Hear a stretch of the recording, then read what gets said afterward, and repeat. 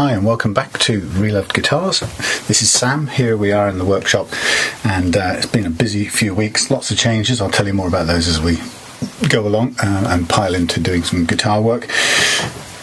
Not a huge amount of guitars to do this weekend. I'm kind of easing back into it. A lot of my last weekend, a lot of my attention was focused on doing our first gig my first gig in about 30 years or something. So that took a lot of energy and effort, but it was well worth it, so I'll tell you more about that later. So just easing back into it right now, and to do that, first one up this weekend is this Signature guitar, Les Paul copy, and it's an interesting thing. It's made by Gibson Baldwin. It's a sort of, I don't know if you can see that, it's a educational musical equipment manufacturer. I don't know too much about this partnership, but somewhere it does involve Gibson, because it does have the Gibson brand splashed all over it there, but it's clearly a starter guitar aimed at education. And I've had one of these through here before, and if you check through all the videos you'll see that one. I bought this one again because after the first one they get so much bad sort of rep, and I bought the first one and I was really surprised actually how good a basic starter guitar it is, and so I bought this one because of that knowledge. Now both were in similar sort of conditions. They're hardly played actually, so it's like somebody's bought it for a kid and left it festering. The frets are all kind of a bit rusty now, and it's been sitting somewhere nice and quietly for years. And this guitar, like the previous one, actually has got problems with the electrics, which shouldn't be too hard to fix. I'll get myself a wiring diagram for a basic Les Paul twin humbucker setup, and we'll just sort of plot through it really slowly and make sure we get the thing reconnected, which I managed to do with the last one. I'm no wiring expert, and we'll do the same with this one. And at the end of it, we're going to have a shined up nice Les Paul, which is really easy to play, and they have very fine necks. Now I thought the neck was narrower, but actually on measuring and so on, it's actually no narrower than most other guitars. It just feels quite slender, so it's an easy to play neck. It's a bolt-on, and that makes it easy to adjust this neck for fret leveling or fret dressing, whatever you want to call it. So it's basically not a bad neck to work on at all, and it goes back together nicely, and you can get a very precise finish or setup on it. I'll also be using the Katana Beastie to do the fret leveling on this again, and I've ordered my own, so mine's coming from Japan. This is Hughes. We'll be going back to him at some point, but I'll use it this weekend. I've got some replacement knobs. They're about the same. Replacement knob for this, but there's obviously, we need to check the electrics, because like the last one, I plugged it in just now and it just makes a big buzzing noise. So that's there shouldn't be too much to worry about. But once we get it done, it's a fairly good looking, easy to play little unit, and a really good starter guitar. And I've already got somebody who's interested in it, who I'm sure isn't quite a starter, but if you are looking for a beginner guitar, the problem with this, of course, is if you buy this on eBay for your youngster, and you buy it as is, you're going to get a guitar that's not set up very well at all and will not play very well. And if the first two I've ever had are anything to go by, may even have this electrical problem, which seems to be 100% of the two I've had, seems to be just a little bit more than coincidental maybe. But if you can buy one of these once it's been set up nicely, then this is as good as any other starter Les Paul you'll get, in my book. Sounds good, plays really well, and it's not too heavy actually. It's quite a delicate, or not delicate. It's a light, fairly light thing. It's not overly thin, as you can see, but it's got a nice good cherry sunburst on it.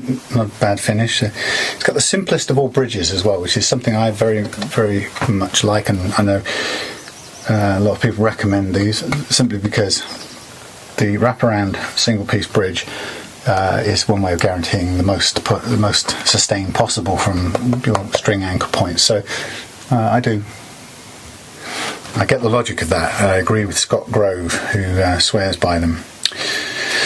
So, as I say, this is going to be a take apart now. I'm going to dash out in about 10 minutes, so we'll just get the first bit done with the strings off, and then we'll take a break as I go and get Thomas from football, and then I'll pick this back up a bit after that, when I'm sure by that time it'll be dark. So we'll get as far as getting the strings and the neck off, putting things off to one side, giving it a bit of a quick clean to start getting rid of some of the goo. Like I said, busy couple of weeks for me, and quite important time. Some of you might have seen from my Facebook page. I've taken voluntary redundancy from my work in London, the business I was working for, and without going into too much detail, in a way it was probably the best thing to do, because the business is struggling a little bit. So for various reasons, actually, but not the least of all reasons being that it has got a lot of goodwill and a good reputation, so there's potentially lots of work out there still, but we've been not successful recently in getting our hands on it, or getting ourselves out there enough. So anyway, the point being is the business has had to make redundancies, or was about to have to make redundancies, and I decided that it was probably better if I was the one who volunteered to take redundancy. And the logic behind that is a number of reasons, but one of them is so that I can spend a bit more time doing Unloved guitars, and as they say in the sort of Dragon's Den, taking this to the next level, which is really exciting to be able to do. And let's give myself an empty container for parts. So taking Unloved guitars and taking it a step further, and I'm also, so far, I'm lucky that I'm able to continue doing some consultancy work for the same company I was working for, and I've got a few days lined up in the merry month of July. So a combination of the two things is just about going to pay the rent, and going forward, that's the idea, is to get a good balance of the two things. I'm doing my best at both of them. And I guess the other way of saying it is continue to do what I do best in both spheres. So it's a big change, letting go of a salary, but sometimes you know when you're doing the right thing. And of course this isn't just about doing Unloved guitars, but that's a part of it. And what's great about doing it now is that with Unloved guitars, I've never really had such a strong kind of position, with being a certain age and being experienced enough to have done a lot of different things, and have the confidence to do things in particular ways that I like. So risky in some sense, same as it's risky when you always take a risk when you stop doing a salaried 9 to 5 day job. But in a way, there's not really an awful lot of choice in it for me. Which one? Who's that jumped on the roof? One of the cats. And they are now on the roof. So yeah, I'm excited more than anything, and really looking forward to what next for both sides of what I do, really. The consultancy side and for Unloved guitars. So yeah, this is right on the edge now. As of Tuesday, I've got 3 days of work next week. Monday and Tuesday I'm being paid on salary, my old contract if you like, and then from Wednesday I'm self-employed, and actually I'm seamlessly going from running a training course for a client on Tuesday and then following up running a second day of that same training course on Wednesday. The only difference is on the first day I'll be employed, and on the second day I will be a freelance consultant doing exactly the same thing. So I kind of change over seamlessly in the middle of the week, which is sort of odd in one way.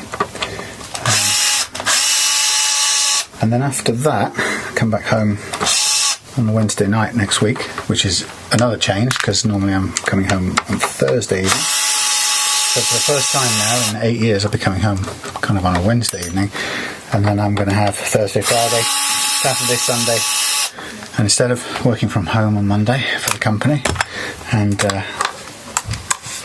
then going up to London Monday evening, I'm going to be at home all week doing Reloved guitars. And I'll go up on Thursday evening to do a day's training for another client next week. So throughout July I've got 1 day a week approximately, maybe 2 on 1 week, but a day a week or so up in London. So it's a nice balance.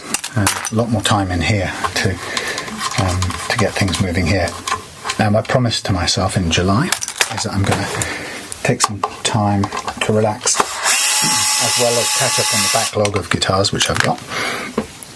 And I've been working so hard throughout this year to get this going that I really look forward to a few weeks of just kind of slacking off a little bit, taking it a little bit more easily. And so I'm going to kind of combine lazing in the hammock with a bit of luck with thinking up where next for Reloved guitars, assessing where I've got to, what's worked and hasn't so far, all those things. Just a real lazy review. Well, I say lazy, that's the wrong word. A relaxed review, knowing that I've got July covered for work, and I've got quite a few commissions as well for Reloved guitars, so it's looking positive so far. But as with all freelancing things, you can't look too far ahead. I've got some great guitars coming. I've got loads of good stuff to do here with the ones that are in. And I've got doesn't look too bad. Well, there's a black wire floating around. Surprise, surprise. No. Right, now I'm going to take the neck off, and I'm just going to see what kind of torque it's got. 5, so it's coming off with 5. So I've got this one to do. I've got a great looking Fender Squier standard Stratocaster coming in the post. I've got 7 on the torque. I've got a Squier standard telly hanging up, which I'm stripping down, and I'm going to true oil finish, which is a really nice kind of natural looking finish. Okay, let me just show you here. This is the Gibson Baldwin neck heel, very simple, no shims or anything, easy to get. It's a bound edge neck, all the frets in pretty good condition. It's hardly been played, hardly any marking at all, but mostly just rusty, so it's going to get a great clean up in a short while. I'm just going to I'll put it over here just for now, and just checking in the pocket here to see if there are any shims loitering around. There's a big chunk of wood being chiselled out of here for some reason, but there's no effect on the fit of the neck. So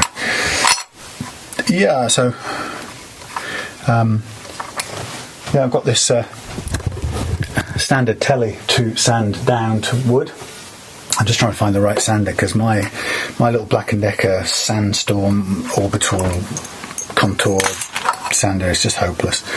I'm really unhappy with those, so I'm looking for something that's going to actually do the sanding job for me. And I think I might buy a good old-fashioned, what do they call them? Dual action flat thing, so I can put some downward pressure on it. And this really amazed me. I took the paint layer off with manual sanding, and it got it down to what I thought was wood, stupidly, but it actually turns out to be a hard lacquer layer underneath the paint, and it's a sort of, I don't know whether you'd call it a primer, and I don't know what material it is, whether I presume it's polyurethane, but it's as if it's been dipped and coated by being dipped. It's a beautifully flat, solid layer, and it's incredibly hard and crunchy. So it means that paint goes on top of it beautifully. It makes it really easy for people to paint it, but it also means that it's now incredibly difficult for me to take it off to get down to the wood. So I'm going to have to work really hard with some sort of either a dual action sander of some sort, or it's going to have to be manually sanded. But yeah, it doesn't. This lacquer finish doesn't look much good, so I want to get it to the bare wood. So I've got that. I've got this Squire Strat Standard HH over here to set up the tremolo, and then I've got a Encore Blaster, very inexpensive light thing, ready to go, ready to be set up. So that's another good one, and a few other things. But right this second I'm going to take a pause. I'm going to go and get Thomas, and then I will come back as we get started on this nice old simple, actually very simple construction neck. By the time I've done the frets on this is going to be absolutely lovely, and it's got a slight bit of relief in it, curve in it, so I'll adjust that, and then we'll yeah, interesting. I was going to use a katana, but actually I won't do it since it's why won't I do it? Because I've taken the neck off. See, it's force of habit. I'll do it the old way on this one, and I'll do the katana method on something else. Yeah, I'll just get going. Maybe I'll try it on something else. But this is in good condition. There's no twists or flares on this, so this will work beautifully just with a leveling beam, anyway, or even a radius block, something like that. It'd be dead simple one to do. Okay, so stop for now. See you shortly, and back in a moment. Hey, so back again. I hope I'm not dazzling you, but I'm trying to think whether or not to do this with the katana or the old style. If I was going to do it with the katana, just take this watch off, it gets in the way. If I was going to do it with the katana fret leveling system, I would need to put it back on and put the tuners back on and restring it with some dummy strings for the purpose of putting the neck under tension and so on. So I could do it. It just means I get certain bits of this done slightly out of sequence from how I would normally do it. So I would just give it a quick clean over right now. Then I would reinstall the neck, put some old strings or test strings on, get it up to playing tension, set the action the way I like it, and then do the fret leveling. And then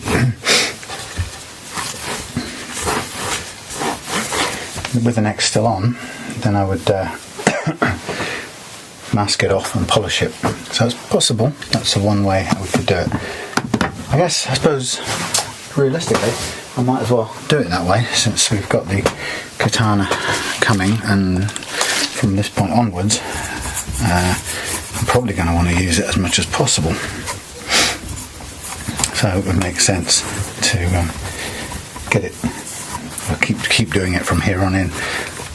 Not really. I'm not sure I can see a reason not to use it. I will need to order some 400 grit. I'm not sure what it is that Hugh's got his equipped with, but obviously I need some self-adhesive paper that is very fine grit, because that's what really that helps to do it very precisely, is to have the very fine grit to do the leveling. It takes a bit longer, but obviously it means that it's slower, and it also means that when you come to do the polishing out, of course you've got a lot less harsh scratches to polish out, so it makes the whole polishing process that little bit easier. This is looking nice, and this is without any polishing cream at all. This is just a bit of a quick naphtha wipe down. So obviously we've not paid any attention yet to the electronics. I suppose if I'm going to do that right now, we have a pot that's come loose and needs to be fixed on, so I'm going to have to dig around. Might as well really, I suppose, reconnect that now instead of having it floating around loose. There's no good reason for that. Obviously I've got a knob here. I'm going to need on the other side of this, I need one of those washer and nut. So what's that going to do? Put it over here. Might do. Maybe too big. This is for something else, but I'll just check, make sure. Oops. It would be sort of handy if it fitted. No, that's for something else. Worth a try.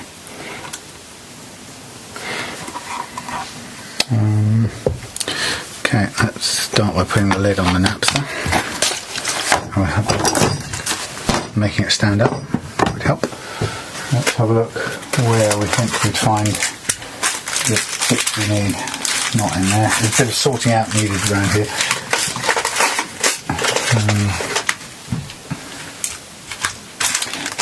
Here we are. I'm looking for a little washer and nut to secure this pot in place. I think I found the right thing. That's obviously what's dropped off at some point in the past.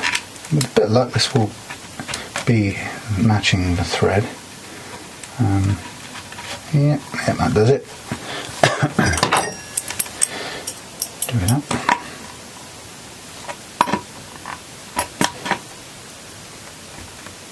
That's great. Put that nicely under pressure, and then we can. Ooh, that one's moving, so that needs taking off and doing.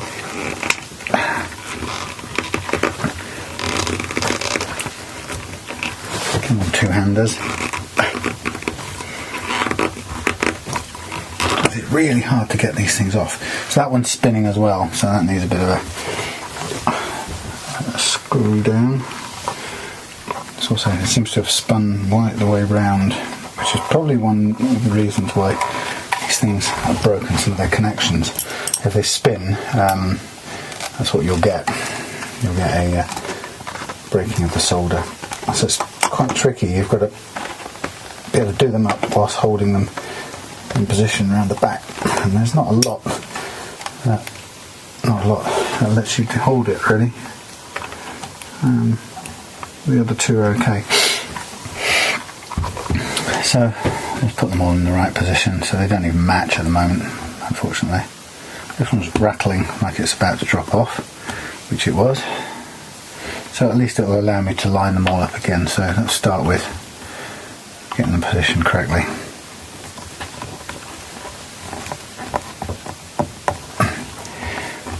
About right.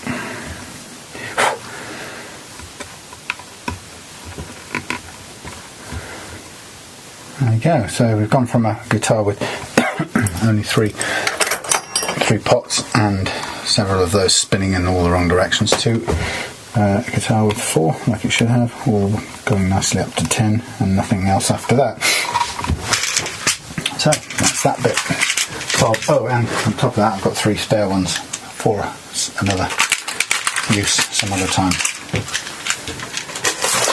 So, right, what was I going to do? Oh yeah, I was going to reattach the tuners and reload this guitar and do it with a katana. I was convincing myself that. So just looking down here, before I do this, I'm going to take all the tuners out again and give them a clean.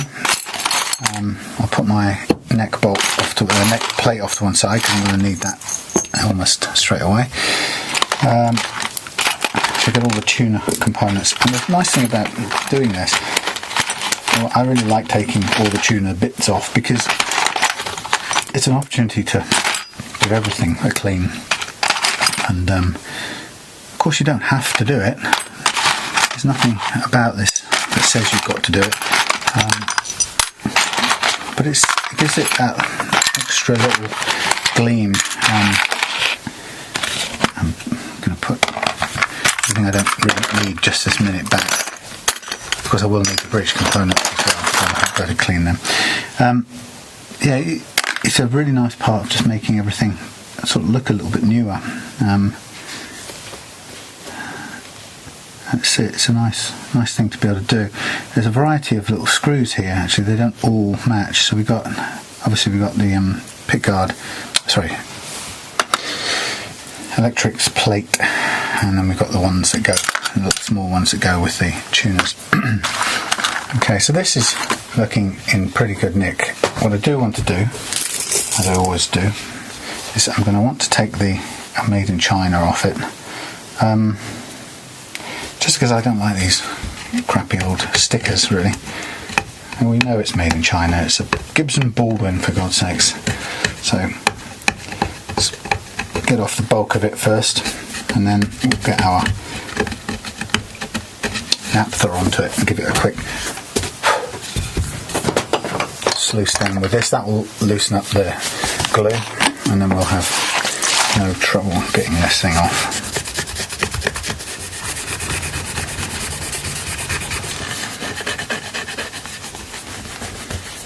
Yeah, a little bit of thumb power and it's gone.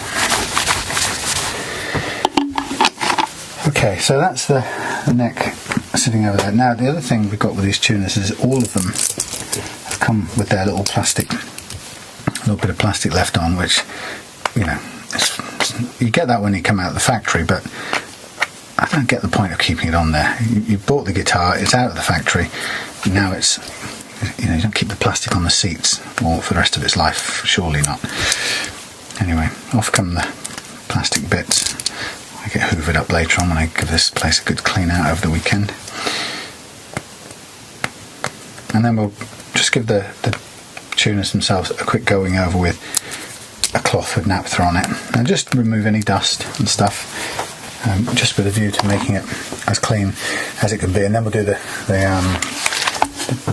plate, the neck plate, and also finally, last but not least, the bridge and the single bridge and stop piece, which is all one unit. So, pretty good condition this anyway, so it's only a matter of a quick dusting. Hardly any other dirt on these things. It's merely a formality.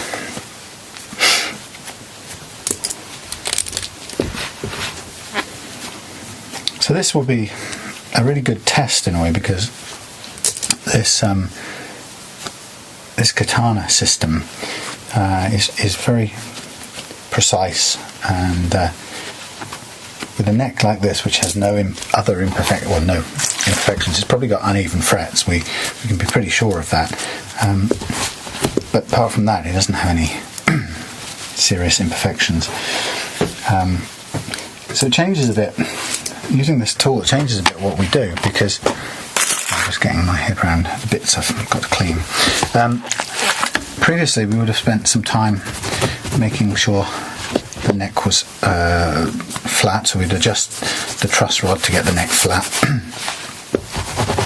And then once we'd done that, we'd get into levelling the frets and then the polishing process. So here we don't have to make the neck flat. We put the neck into the correct playing position under load with strings on. So that is a departure for sure from the normal way of doing this. Okay, so I've got, I'm going to give myself a fine drill bit. Hardly any torque. This is, as I said, in good condition. There's nothing here I need to clean up. Don't need to do any polishing even. It's pretty nice looking as it stands. So what we're going to do is we're going to just position the tuners and lightly screw them in, just to get them in position for now. My experience from before is they're not bad quality. Obviously Chinese bog standard sealed tuners, but they're far better looking and feel better quality than those horrible star shaped, or I don't know what we call them, polygon shaped things that you get on the Encore guitars, and also some very cheap and some older Squires. So you'll find it on the Squire bullet, the 90s Squire bullets. I don't mean the ancient ones in the early 80s. But yeah, these are the sort of the basic quality that you'd want to find, and they seem to work okay from previous experience. But again, having taken them off, we only took them off to check them. Now I've got the torque setting very low, so I can just tap these screws really just to hold them in the right position, and then we can go and attach the other side and tighten it all up, which is nice and easy. And yeah, they're not bad tuners at all. I've got 3 more screws left, by the way, and they are for the truss rod cover. So what have we got? We're almost there. So yeah, that's the tuners checked, cleaned, removed their little plastic film, because we don't want to have plastic on the seat of our car. And because the screws are in place now, we can literally just tighten this up. And I use a adjustable spanner for this, being very careful. I don't want it to spin round and knacker the nut, but it'll do. You know, if you keep yourself adjusting the spanner as you go, making sure it is at all times done up as much as it can be, you won't get a slip or a jump, which is what will cause a rounding of the nut. It's just a matter of being, if you're going to use it, know its limits and just be careful on how you use it. But it is a very helpful tool if you do take those precautions. Don't forget the tuners don't have to be kind of over tightened, because they're just staying in place, doing their job. Okay, so now we have opportunity to put the neck back on. No shims, nothing to worry about. So we're putting this on so that we can do a weird process of doing all the fret leveling with the neck in place and the guitar under playing conditions, which is how the katana likes it best. So here's my 4 bolts. They're all the same size. Make sure the neck is, first of all, into the pocket the way it should be, and that's often just a matter of feel. And then position your screws.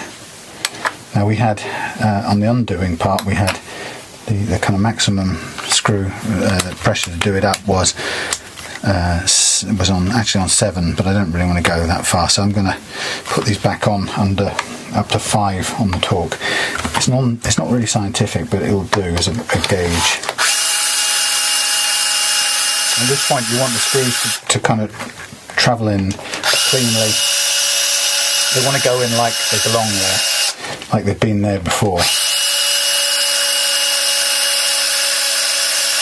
Now it may be, doing all this up again, it may be that if we have an electrical problem that we can't solve without taking the pickups out, we may end up doing more to this than we intended, but I'm hoping that the electrical problem will be as simple as the visible loose wire that we can see. Right, so that's that done up to a sort of basic torque, and again I just visually check it to make sure nothing's caught and there's no obvious gaps or anything. And what I usually will do then, if I can find it, is with a manual screwdriver I'll just do an extra bit of tightening as a sort of precaution. It's a bit of hand tightening, and it's not very precise. It's just a feel thing. I just know that it's now gripping that little bit more, and that's as much as I need to do. So, unlike normal guitars, the way I've normally done it, now we've put the neck back on early. Now we're going to put the other components on and load the guitar, get the neck into sort of playing conditions, and we're going to use we're going to try and set the action as well as we would like it, or as good as it can be. So here we have our little single stop piece, fits in nicely there. It's got a couple of things going for it. It goes up and down, obviously, by adjusting these, and there's a couple of little Allen key screws here that can push the whole unit backwards and forwards, and that combined with the compensated bridge piece pretty much is the full range of your intonation adjustment. And the last one I did on this, it was very, very simple and very accurate, so I was pleased that this pre-compensation seemed to be pretty effective. Okay, so I'm going to use this set here. If I'm honest, I don't really know what the gauge of all these are. I have a feeling that they were down to 10s, which is maybe not. There's the thinnest one. They're a bit old now, but I'm going to just double check this. See if it'd be nicer if it was a 9. It'd be good to have a set of 9s spare. That's millimeters, thank you, would help. Yeah, that's 9, that's good. Okay. A bit manky, but they'll do. The only question is can we get them all the way to the end, and can we get them fixed, onto the tuners properly? Because once you're working with old strings that have been either bent originally or they've been chopped shorter because they've been taken off, sometimes you can not get very far. And also, to do this in playing conditions, I'd really want to come round the thing, but actually, well, that's how it's meant to go, so that's about the only way I can do it. So I'm going to have to try and get this through and out the other side, which isn't currently what it's doing. This is the downside of using second-hand strings or old strings. How do you get it through? No, that's not through. That will come straight out. I think I might have to do this by hand and then put it on after I've done that. So I'm going to put all of these through facing this way, and then I'm going to put it on and bend them back. That's one way around it. Okay.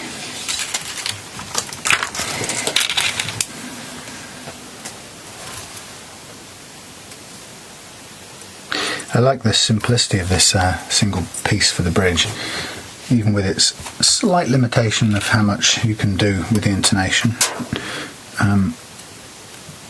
Honestly, my experience of intonation at the bridge end of things is that it's probably the least of the things to worry about. The intonation at the other end, when it comes to the action over the first fret, is a much bigger issue. So that I found so far, anyway. So I don't get too upset. The idea of not being able to adjust each individual string here doesn't bother me at all. Some people have an absolute freak and say no, they won't buy a guitar with a single piece like this. But if you look back to the Gibson Les Paul, I think it's sort of 59 gold tops, those things just have one of these, and I don't recall anyone complaining about the intonation on those. Or nobody would refuse one of those because you couldn't intonate every single string individually. Well, you can, but you just do it through the means of this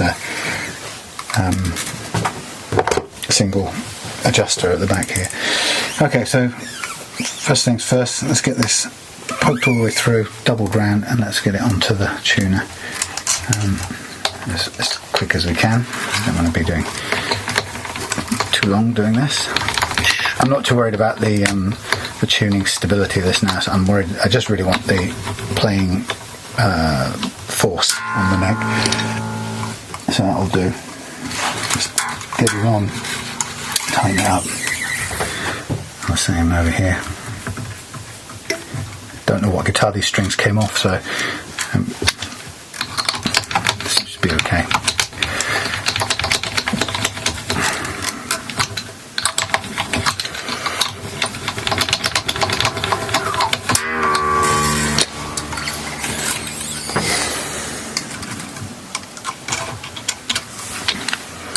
Right.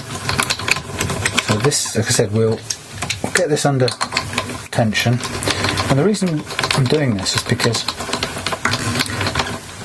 the idea about the whole principle of leveling frets with the neck in playing state, in its playing state, the whole purpose of that is it's not really about the curvature of the neck, apparently, so I'm being told. It's about the compression of the neck, because it's that makes the difference, or it's that has a significant impact when it comes to how.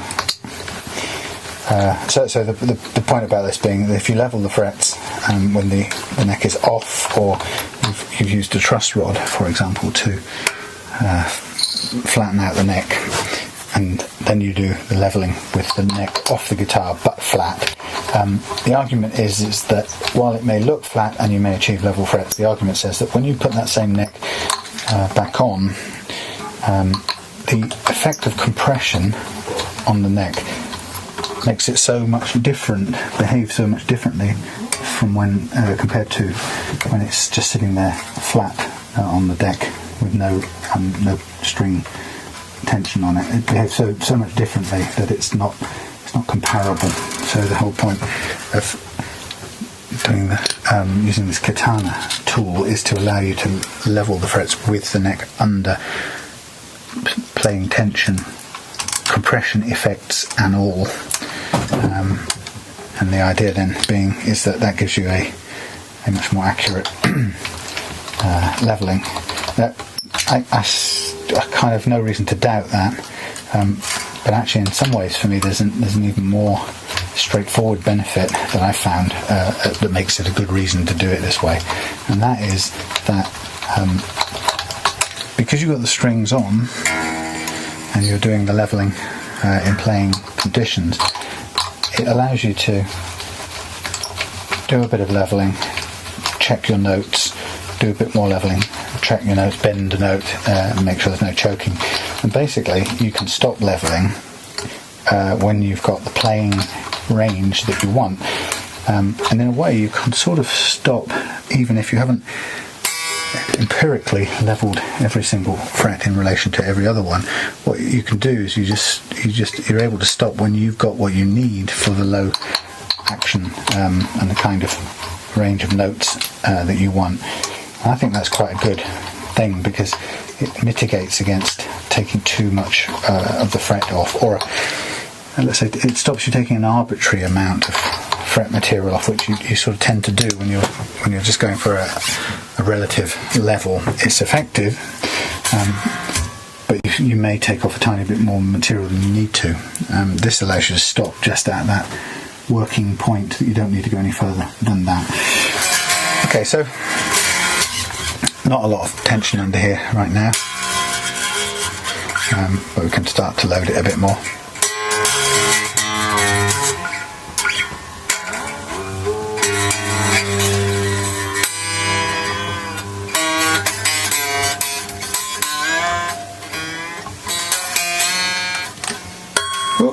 Let's popped it through a bit further. It's good. It's also, what's it done there? I haven't done anything. What I'm getting is that I need to raise this a little bit, because this is our bridge height basically. Normally on any other guitar it's just a stop piece, you know, if it's down there, but this is bridge and stop piece, so together we've got to work them together. And this becomes important now that before we get into the fret leveling bit, we've got to load this, tune it up broadly speaking, and then get the low, really nice low action that we want. We also need to make sure we get the right amount of relief into this neck before we attempt the fret leveling, because we're going to level it with the right amount of relief in it. So that's going to be, let's get this thing playing. Now I know that it's going to be playing with horrible grungy frets.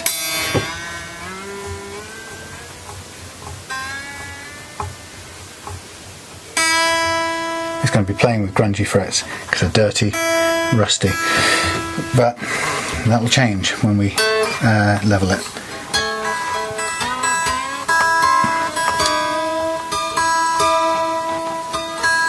Now I'm aware these are old strings.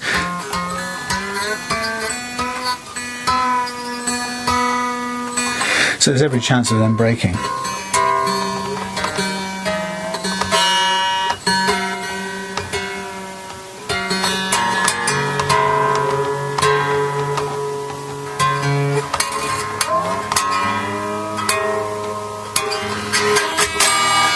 So we're now under sort of good territory, the right sort of load.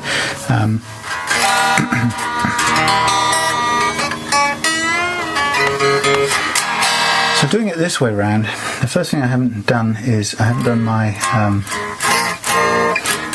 my action at the nut. And the question is, do I do that now before I do the fret leveling?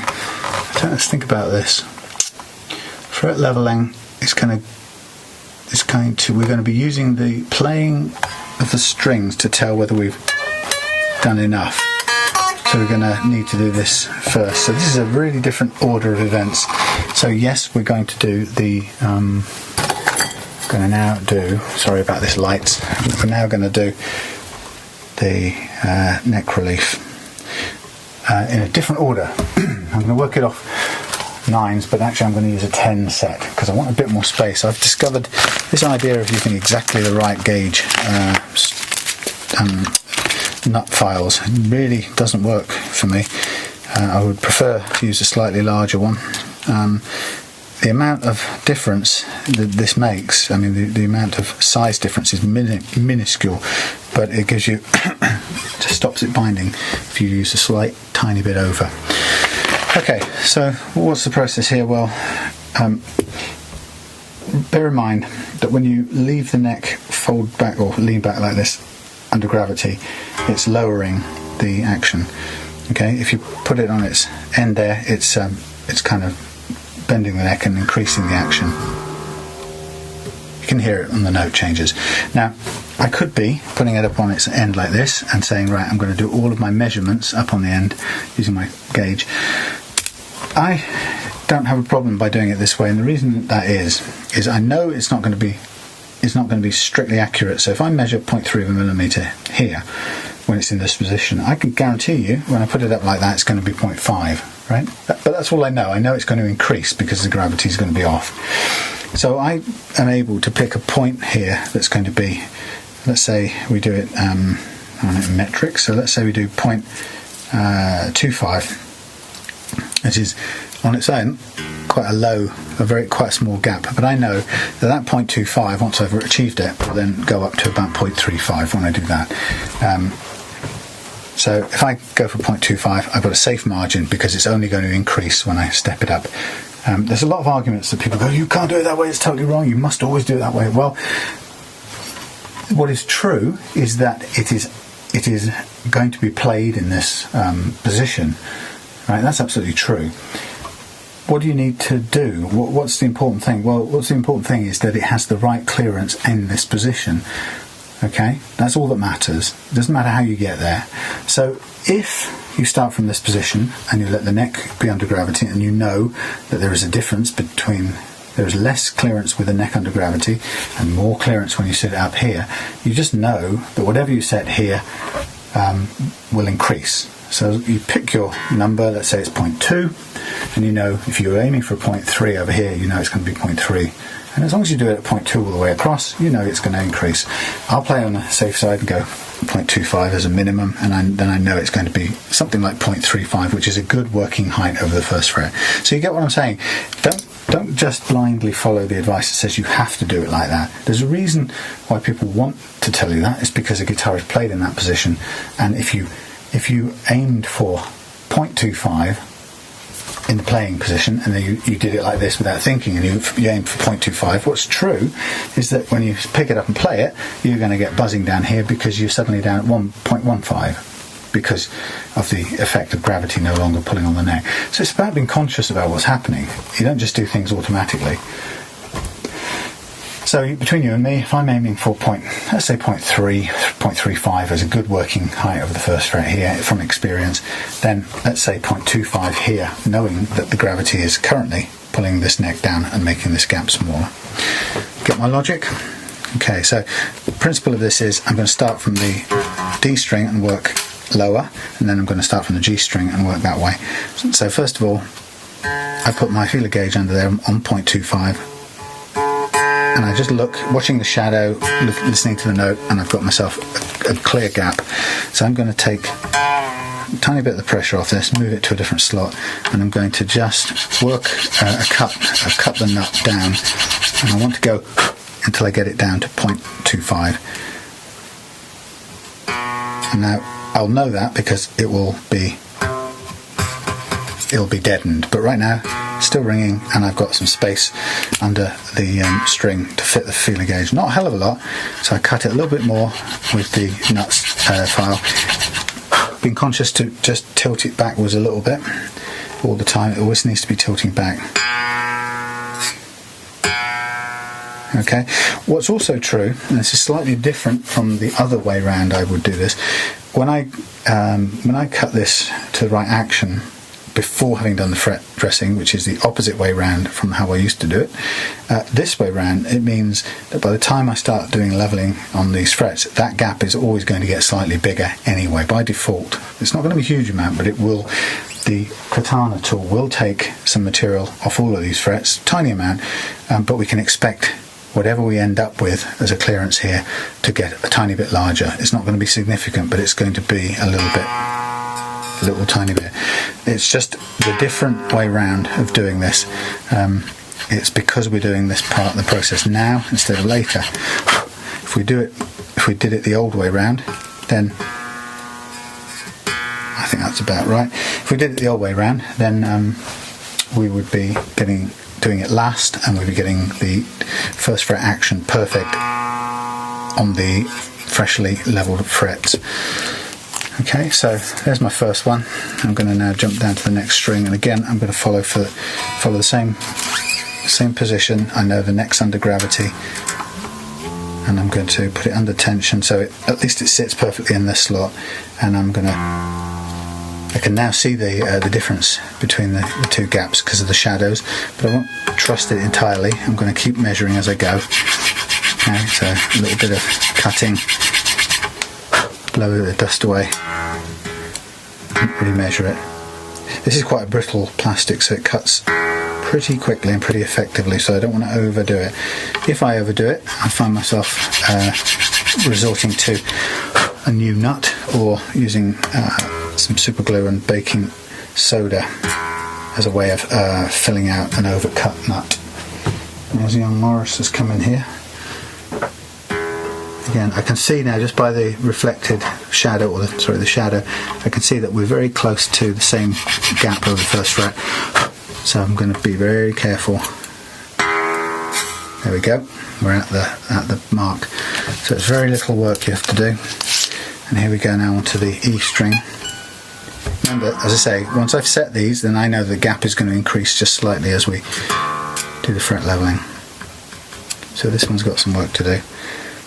I've got to have enough slack just to be able to pull it out of the slot and drop it out.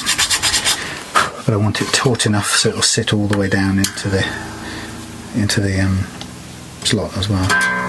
So don't get it sitting near the top and fooling me, making me think I've got to keep cutting. That's one thing you can get wrong. If there's a slight unevenness in the way you've cut it, sometimes the string can sit high in the slot, and you keep on cutting because you think you haven't cut far enough, and in fact it's sitting halfway up, and then suddenly ping, when you put it under tension it goes right down to the bottom and you've got an overcut slot and you're in trouble there. To me that's just spot on. I'll stop there. So then we'll slack off the top E with a fingernail and gently hoik it out of the slot, and same here, and then we'll start with the G and work up. Again, still measuring the same, looking for the same 0.2, so we'll start by measuring it and checking the air gap underneath, and there's quite a bit of space, so we can just lift it off to one side. Interestingly, there's a slight tilt in this is quite rare. I don't think you can see it, but most slots on these nuts, on most slots on cheap guitars, are cut in a straight line, when in fact you know on a Gibson shaped headstock the strings go at an angle. On this Gibson Signature, which is still a cheap guitar, they have been slightly angled, so I don't know if you can see, but that's the angle of it, which of course follows the string. So I've got to try and preserve that angle, or not go against it, shall we say. I don't want to kind of cause it to warp in mid trajectory. So yeah, it's quite slightly unusual and quite pleasing to see. It's all it's designed to make sure the string travels through the slot more cleanly without the chance of sticking or binding. Okay, so zinging there, and I think we're just about on the right depth. It doesn't have to be absolutely precise. If you think you're almost there, then stop at that point. Don't run the risk of overcutting it. Okay, so the B, again following the same principle, open space. Again, it is slightly angled too, but not quite as much. Maybe, is it? Maybe. Hard to tell, but it is angled, again, to make the string pass through much more easily. So again, we lift it out, lift it back in, check for the visual gap, check for whether the feeler gauge fits perfectly. Now these nut slots files at this point, at this dimension, are very thin, and they are easy to break, and I've broken one of my other set. Eventually they will snap on you and you'll end up with half for one. I'll still use them, but it's a bit annoying. So sometimes you have to there are different ways. You could make a little wood support actually that do this and hold it very, very rigid, or you can use your finger to kind of just control have a bit more control so it doesn't wobble about. We're almost there with this one.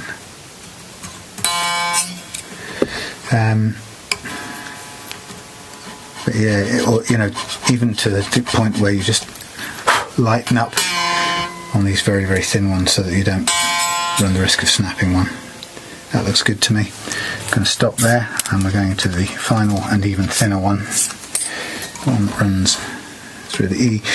But if you look at the manufacturer, by the way, the manufacturer never makes them following this strict gradation. The people who sell you these sets of things at about 60 quid a set do. The manufacturer is working, it's probably these top three are probably all the same dimension gap, and as are the bottom three. They take an easy way. They don't change the cutter 6 times. So if you are buying this stuff like I have here, you are going overboard compared to what the manufacturer does. So again, check where you start with and know you're on the home stretch and you want to be angled back slightly and a little bit at a time. It's typical that it's the last string that you will end up overcutting because you're near the end and you're kind of keen to get on and do the next bit. And again, this is also very, very wobbly, so you're changing your grip to make sure you don't break the blade and things like that. So there's danger of inconsistency or variation going on in how you use this, and that is where you run the risk of either overcutting or doing something that isn't going to be much good. So you can't really fix all that in one go, but I like to just remind myself that's what's going on. It kind of It's a bit like saying, be alert. You know how they say that most accidents occur within a quarter of a mile of home or some such. Now, I'm using this 10 here, and I can see that as I'm putting the 10 into here, the slot it's going into started out a lot bigger than 10. So we're making we're going into a wedge shape almost at the bottom of this slot.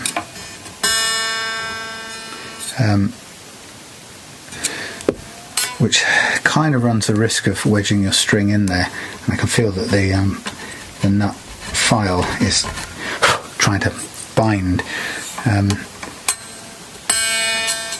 I personally would be tempted at this point to just back out and to use the 13 on the 10 slot here. It doesn't sound totally logical, but what it does is it just cleans up, widens slightly, but cleans up the bottom of this E slot. And to be honest, the amount of difference in the diameter or the size, the gauge of this slot at the top here is so minuscule that you're not going to have a string rattling around to any degree of problem. You're more likely to have a problem by wedging your string into the exact correct size gap. So as I say, there's probably no surprise, and there's probably a very good reason why the manufacturer doesn't seem, well, it's obvious reason why he doesn't match the string gauge to a particular set, and that's because he's built the guitar so that you can put anything from 9s through to 13s on it. And think about it, if you didn't make it accommodate all of those, you'd be having to buy a new nut every time you change your strings, which clearly you don't do. So it's a compromise, but it's a perfectly workable one. So there we go. Now that is me with my nut slots cut to the right thing. Now I've got to concentrate on what action do I want out of this, and I've only got this one place to adjust the action. Now what is great about the katana, theoretically, is that once I've set, sorry, things are bouncing around here, I'm going to get this out of the way for a second. Once I've decided how low I want this, the beauty is that the katana should allow me to get the perfect level to play at almost any action I set down here. I need to retune first.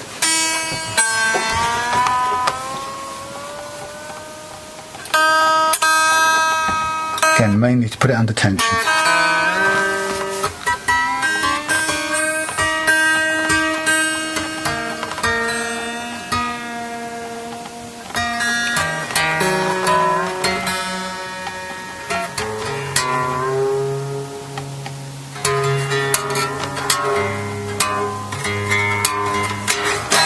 We don't really care how perfectly in tune it is or how the guitar sounds right now, because we're still at quite an early stage.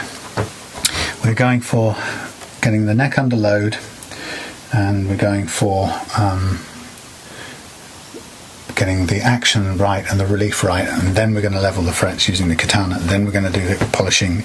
We'll get rid of those strings, we'll polish it all up, we'll mask off the neck, polish it, and then we'll come back to the electrics, and then the intonation.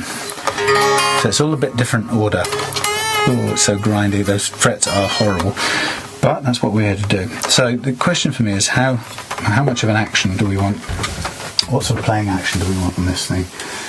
Given that we've got this extra faith in our katana system that will allow us to set it really low, this is what we're able to do.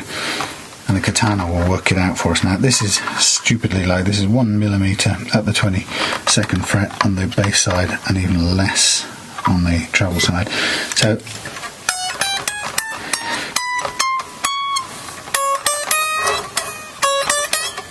now right now what's showing me is that I can't get a bend out of it.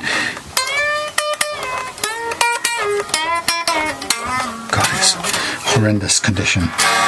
So we can either say, look, that is just way too low, but I tell you what, why don't we go for perfection, eh? We'll do this thing. Most people tend to set a little bit higher action for the bass strings, so they've got more space to vibrate, and lower. So we're going 1mm and 0.5mm. That for a cheap guitar is going to be the lowest action you will ever see. I'm just going to write it down for my own sense. So Gibson Baldwin, top E, 0.5, half a millimetre at the 22nd, and low E, 1.0 millimetres at the 22nd, which is also ridiculously low. I mean, relatively low. It's quite something.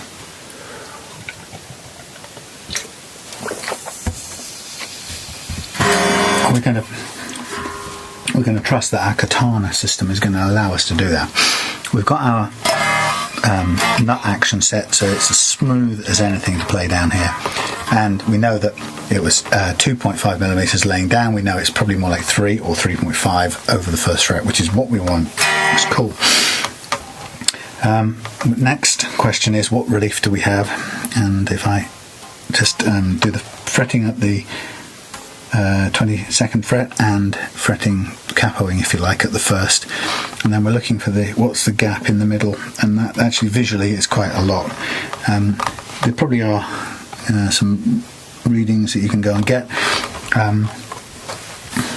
I never bother with them, to be honest. I do it by feel, and maybe that will open me up to criticism, but that's the way it is. So I can just look down here and I can see I can get a sense of what the relief is doing on this neck, and it's not a bad little curve all the way down. I can see the shadow of the strings, that gives me a clue, and I can watch the edge of the fingerboard, which broadly speaking follows a fairly consistent line down. Sometimes on some guitars, particularly on glued Les Pauls, where this part of the neck is both thicker and glued to the slab of mahogany, this part can be constricted, if you like, or solid, and it doesn't move. So you get looking down it, you get a kind of plateau, and then it goes into the curve of the relief. But with the bolt-on neck, it's much less. Again, it is stiffened up a bit by the bolts, of course, and the fact that it's pressed into this neck pocket, but it's a lot more flexible than the glued-in version. It's not too bad. I might start with it as is, and then I might adjust it out as we do the fret leveling. So here's the interesting bit: fret leveling. Now we're going to get the katana and its little kit. And the funny thing about the katana kit is it's clearly designed to be used with the guitar on its back. So straight away, a number of you eagle-eyed types will spot that, hang on, if the katana works on its back, what is happening to the geometry of the neck and the role of gravity? And of course you're going to be absolutely right. What's happening? The neck is bending under gravity, it's pulling the strings closer, and it's effectively flattening out the neck. We put it up in this position, we've got the playing action into it. Obviously we can't use the katana in this position. The reason why is we have to set the katana with these three little brass steps in a way I'll show you in a minute. But we can't do it in the upright position. So what do we want to do? We know it's flattened out here a little bit, so if we balance the thing out now, it's not a true portrait of the relief. If we put a load of pressure on this neck, it's not exactly true to this, because this doesn't have loads of forward pressure, which again would increase the gap. You can see it bend as you do. It's a nice flexible thing. So I haven't seen an adequate answer or a clear answer from the people at the katana system. What I would suggest, I'd love to be able to do it in this position, and the only way I'd be able to do it in this position would be if I can. Maybe I can. Maybe that katana system lets me. Let's see if we can. I'm going to poke these little brass things in so they sit on the fingerboard. One there. Where am I doing it? I'm doing it in the middle of the neck, okay? So between the D and the G. Now up here, the little thing wants to fall out. So this is going to scupper my plan to do this in the correct position. So I'm going to use a trick, and I'm going to get myself a little bit of wire. I don't think this is a problem to do this. And I'm going to use that wire to just pull these two strings slightly together enough to hold in place this little thing. So just going to pop the wire under there, wrap it around itself, and I'll do it a few more times if I need to tighten up that grip. So the idea is, I just want to, if you can see, I just want these little arches. I just want them to be holding, they want to hold fast. I don't want to be dropping them onto the floor and then having to find them. And then what I want to do with this one is get it in the middle, and you can have it stepping over the fret if you want to get it right in the middle. They're kind of built for that. And this isn't absolutely precise, and if you want to measure it, you can get your tool and you go, right, that goes to there. That's the first one. Let's check, is it that far apart? Actually, it's pretty much spot on. Okay. And this one is trying to fall over. But you can see I've got 3 little brass things, and they should be pressing against the wood. This is the harder bit. It's easier than lying down, but I'm trying to keep this as precise as possible. So now what I'm going to do is I'm going to get my katana and I'm going to slacken it off, which is to dial it towards me. And then I'm going to, I probably need to increase the lighting here for a minute. Sorry if this is going to blind you. So I'm now going to, using the full length of that, I'm going to just gently touch against the first one, and then I'm going to bring it down to touch the next one and see where it's touching.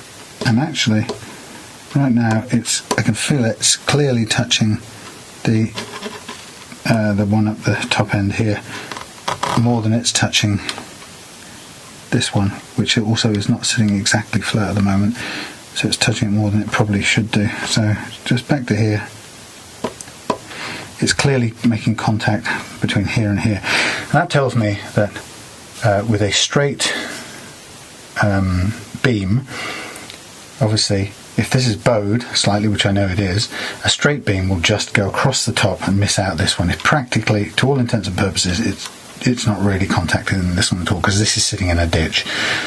So what I'm going to do is I'm going to start by dialing in a little bit of bend, and this is relief, always relief. This thing only goes one way. It goes from flat to slightly relieved, and I'm going to keep this in the playing position, and I'm going to come back down. Now, according to this, that's now touching. It's touching firmly both ends, and there's still a lot of movement for this thing, and it's just rolling around basically, this middle one. So, just as a sort of a good guess, it's telling me that's not being equally pressed down. So the middle part of this is not yet concave enough. If it was concave, exactly concave, you'd expect the pressure on each of these 3 points to be exactly right as this beam follows the contour or the relief of the neck. Pressure would be equal, and I wouldn't be able to move that thing, providing there was pressure on these 2 end points.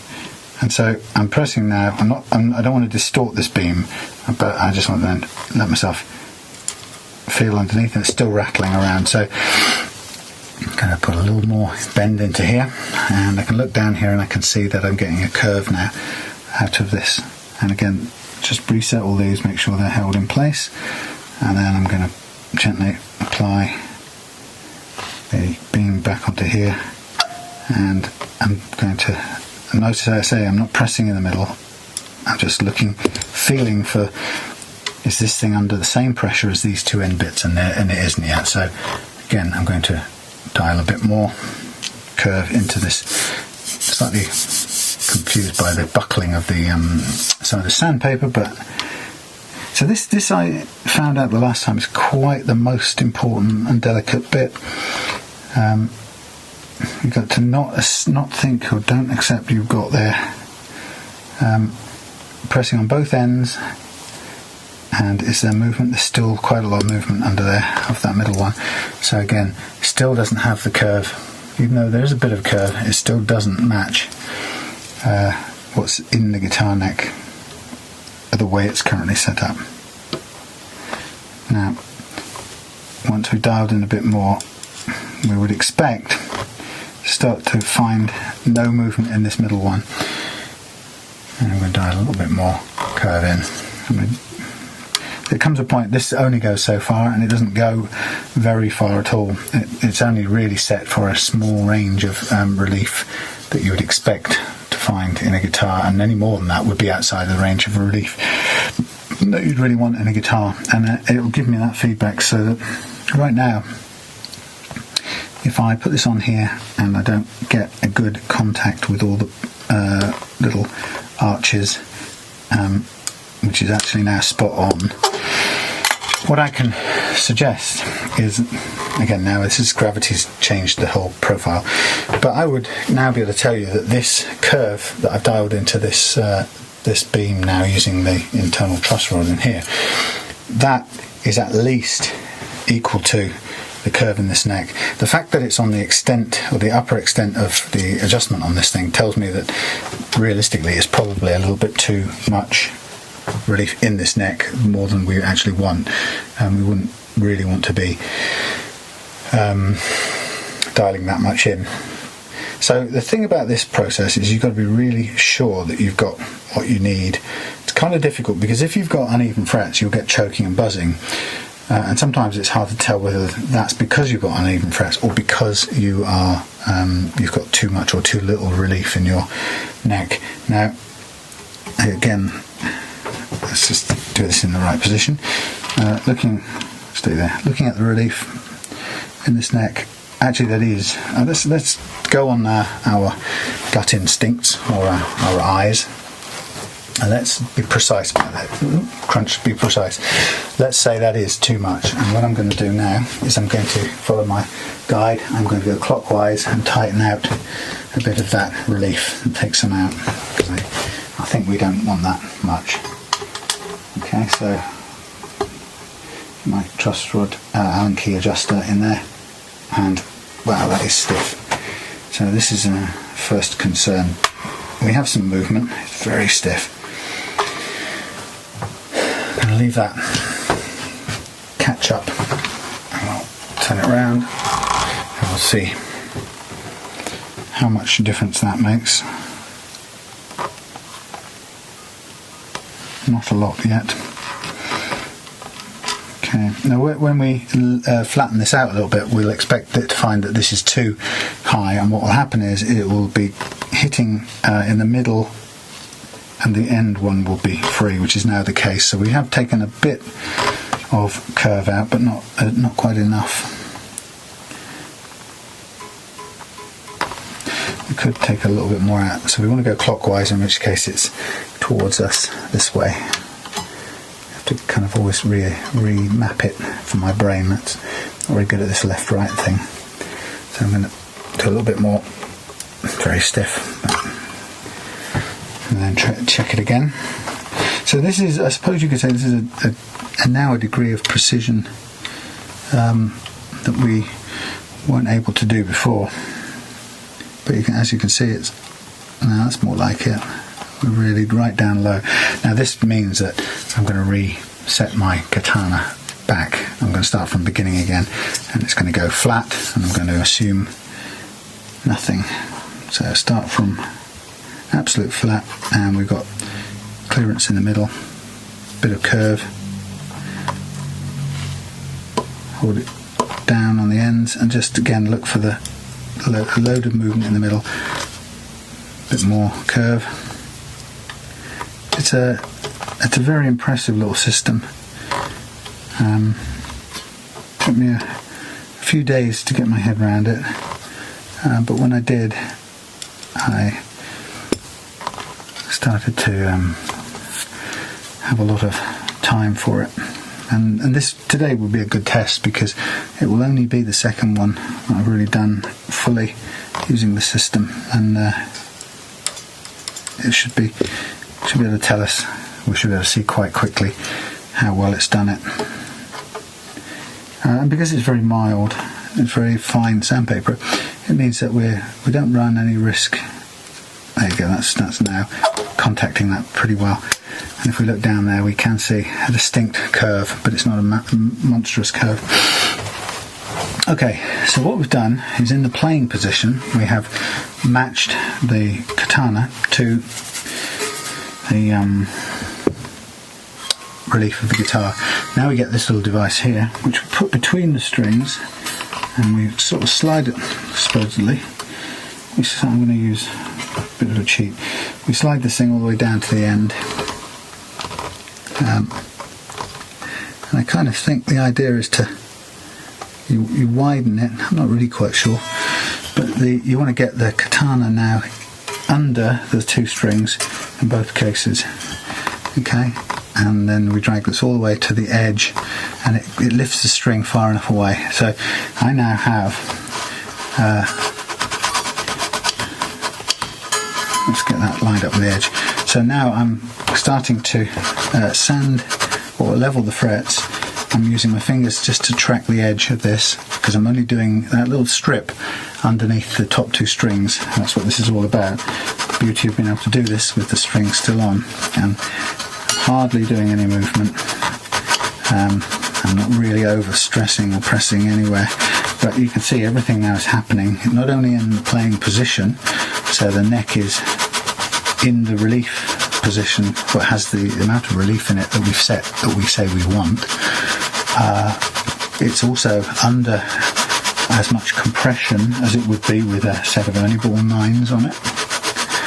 And as far as close as we can, we are leveling with a tool that has the exact relief of the guitar built into it. So you're basically leveling inside a curve using the same curve, which I think is pretty amazing. And you're doing it with a set of strings still in place. Okay, so just let's get this out, hoik it out. I can see, I don't know how well, it's a pity you can't see it so well. Because it's rusty, I can tell you straight away where it's making some impressions. So we are nothing cut there, some there, some there, some there, more there, a bit there and along there, not too much there, quite a bit there, a little bit there, quite a lot there, some there, not much there, a bit there, nothing there. So what we're getting is we're getting the fret leveling process is beginning, and it's quite minor and slow, but you can see that it's taking the tops off the unlevel frets, and the same principles as before apply, and that is, in all of this we're at the mercy of the frets, which are actually higher than others, and some of those that are actually lower than the ones around them, and both high ones and low ones are important and have the same effect.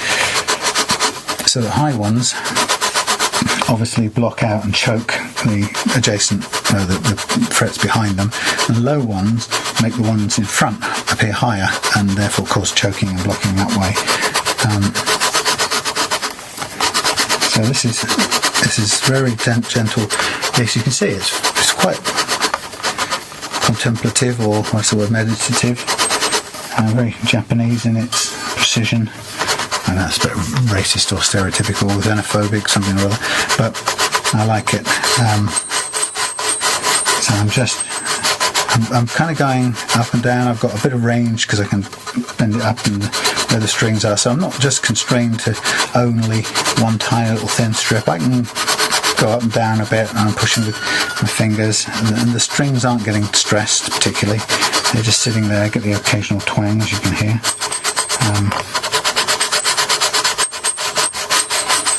So I guess once I've got this, and I don't know yet whether I've done enough, but I can see the work I'm doing. It's doing quite a substantial amount on some frets and not on others, which is what we're hoping for.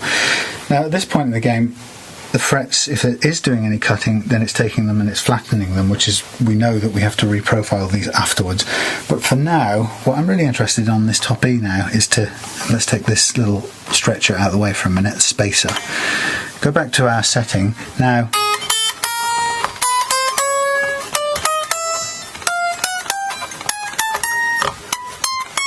so all I want to know now is, with the work I've just done, have I cured any of the choking problems? And there's still clearly some issues there. That also may be because we started with a phenomenally low action.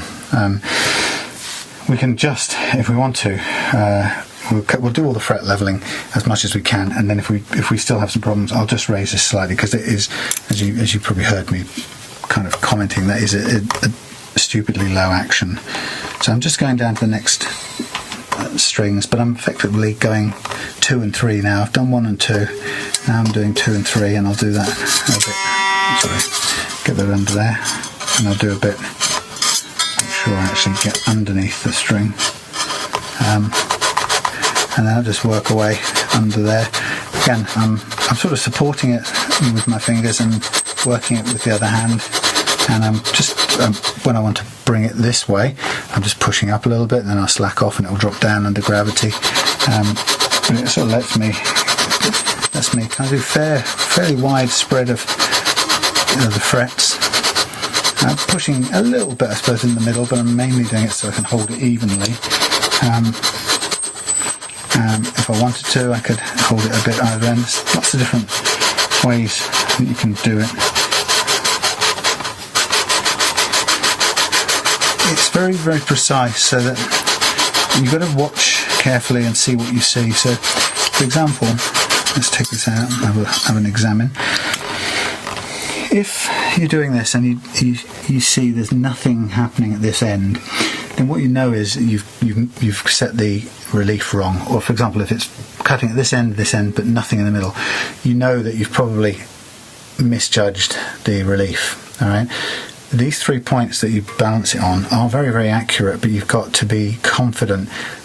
How do you know when they're all touching the bottom of the katana with the same amount of pressure? And that's got to be an experience thing. There's no meter that will tell you that. I'm measuring it basically on, can I move that thing? I mean, you saw me poking the little brass insert with a screwdriver, and the minute it became difficult to move, then I judged that it was under the same kind of pressure as the end ones, and therefore we'd mapped the curve. But if you haven't quite got that right, you'll notice that either, if you've got it wrong in one direction, you'll notice the ones in the middle are cutting but nothing else. If you get it wrong the other way, you'll notice only the ones at the end are cutting and not the middle. This is a good mixture of both, and I think what it's showing me is the number of uneven frets there are, which is exactly what I would expect in this guitar for a cheap guitar. And its principal fault will be, as you've seen many times in the Reloved Guitars workshop, its primary fault will be rubbishy uneven frets, or seriously uneven frets. So again, we'll do a bit more here.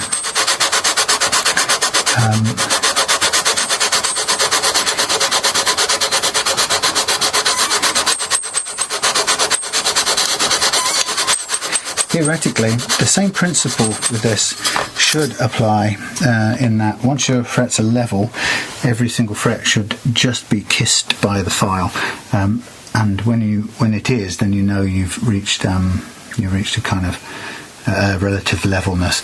A way of doing that might be to draw some marker pen across these, which I guess I haven't done, and would be quite hard to do with the strings on, but I guess you could do it. It might be a smart move. Let's have a quick go and see whether that eases it for us. I know I don't mind too much about these strings, because if you remember, they're just dummy strings.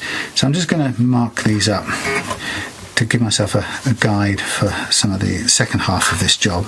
And again, I'm being very careful to avoid the fretboard itself, so I'm sort of balancing my hand as I go.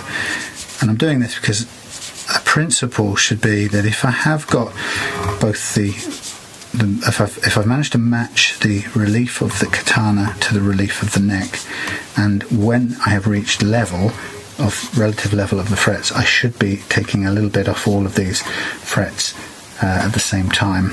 Some will take more off, but I will have taken at least some off, all of them, and then I'll know that I've achieved level.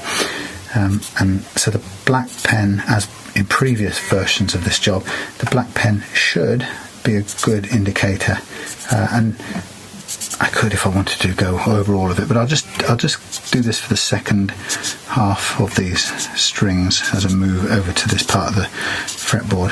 So you can see that for me, this is a new sequence of events, and obviously I'm doing it probably a lot slower than if I'd have just taken this neck off and done the old-fashioned fret leveling. But I'm keen to see how accurate and how precise our friend the katana can allow us to be, because I don't think there's any harm in testing this out and seeing what its limits are. I mean, we've got all the time in the world to do it, so why not, I say. So let's get under here, come along. Right, we're underneath. So now I'm in the sort of middle part of the neck. Same old process, just rubbing away.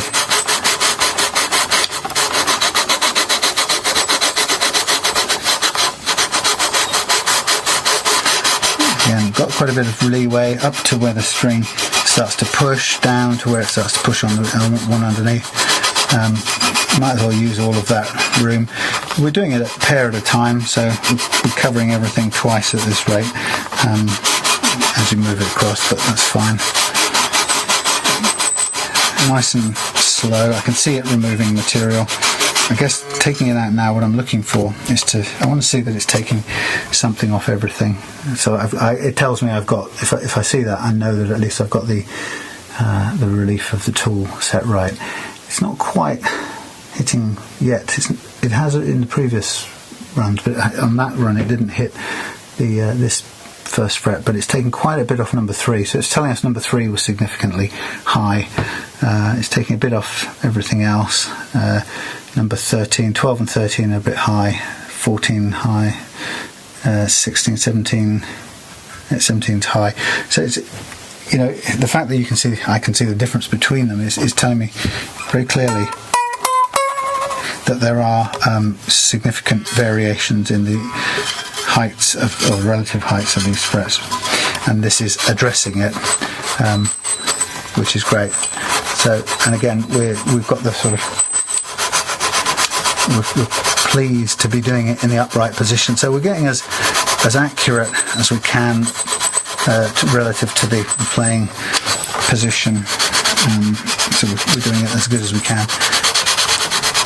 Okay, so again, this is, I'm just looking to make sure we touch everything a little bit. We don't need to overdo it. And I'm going to now switch to the next pair of strings and carry on. Squeeze it together until we get right down the end, and then carry on. Thread this into here, and we'll put it into the upright position and just carry on leveling. Right, get it there. And again, nothing's changed in the string tension. We're the same as we were. It's under sort of pretty much normal tuning conditions. It's not accurate exactly, but it doesn't need to be.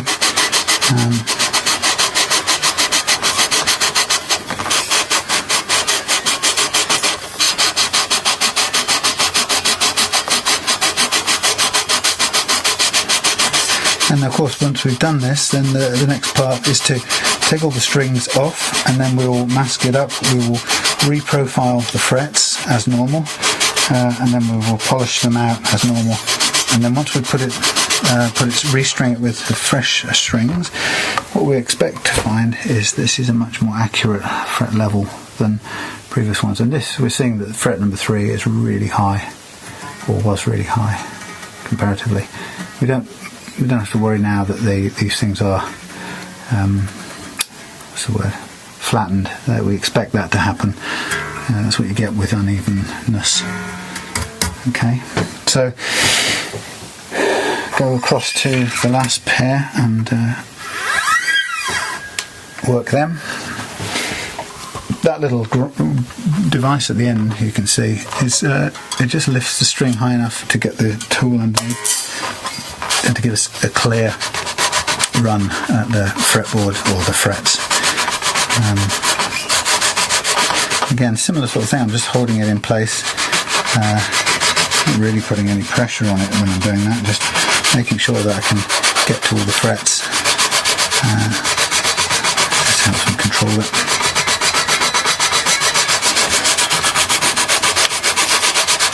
So whatever happens now, this is going to be better levelled than it was previously before we did it. The question is whether it's absolutely levelled or not, or just improved, relatively speaking. Is only one that I guess we could only answer when we can confirm that all the frets have been hit by the file. And in this case, a couple of these frets right here,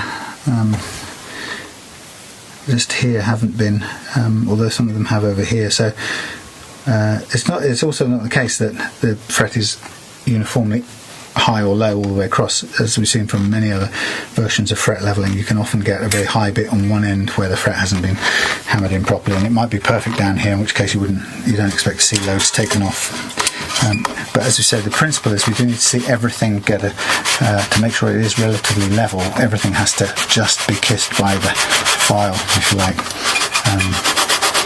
We don't want to ever be putting major pressure onto this, because we don't want to distort things out of their natural position. So this is the neck in playing condition. We don't want to start hauling it or pressing right into this middle. We're just using the backwards and forwards motion, and we're just making sure that it stays closely in contact with the neck, but we're not overly pressing on it.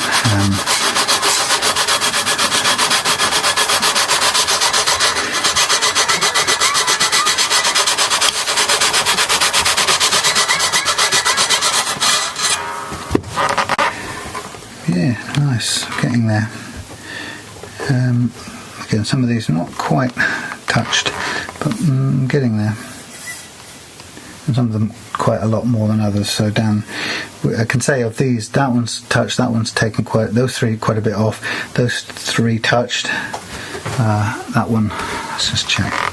Yeah, that one touched, that one not. Those two just, that one a bit more, that one more, that one more. So it's this little bit in the middle that hasn't quite we haven't quite levelled out. So there's a sort of a low spot in the middle right there at 12th fret. And it's interesting, it's not central to this, so it's not like we've mismatched the radius, the relief. It's around about here, so it tends to suggest that it is actually a low spot, which we need to just work down to before we stop.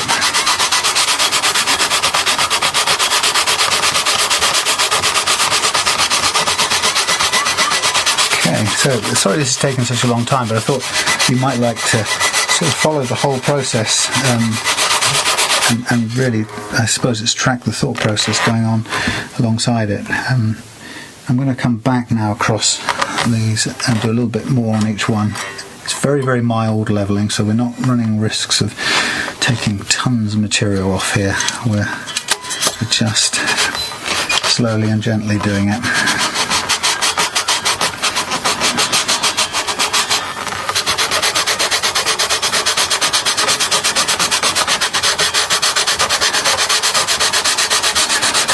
I think this, this is a bit unrealistic in one sense, because we started out with an extremely ambitious action on this of 1mm and 0.5.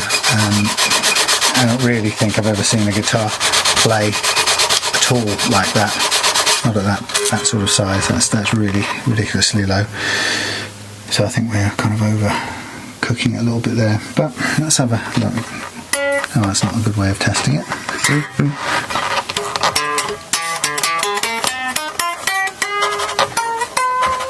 Going to do a bit more up here. I'm starting to get there, and I think if we do get a really good playable result out of this katana setup with such a low action, I think that'll be the proof of the pudding, really, because that's what we're showing, is that when it comes to it, it gives you that little bit extra, a bit more precision. Mind you, it's so small. I mean, we've got many a guitar playing on 1mm at the 22nd fret anyway, without this. I guess in some ways that does depend on having a really good straight fretboard, a fingerboard, that, you know, no twists, no flares or any such thing. So I think the katana just kind of gives a little edge on it, which I think is cool. Again, I'm probably taking a little bit longer with this than I would. The other thing you could do with this, and it's entirely possible, is you could, if you wanted to, you could begin. Now, again, I'll probably try this and see how it goes, but it's entirely possible to, when we had the neck off first time, is to level the neck. Use a standard fret leveling file. Just level it there and then quickly. Then put it on again. Do all of this stuff and use this to fine tune it. In the sense we're using this to do the leveling as well. So it might be a smart idea to do a kind of broad sweep leveling and do this for the fine tuning, because this really is what it's about. But we're doing a whole lot with this, which isn't a problem. I quite like. I like the fact that we're doing it this way. But you could do, for example, an accurate way would be to use a radius block on the guitar like this, which would be almost certainly a 12-inch radius. Use the 12-inch radius block,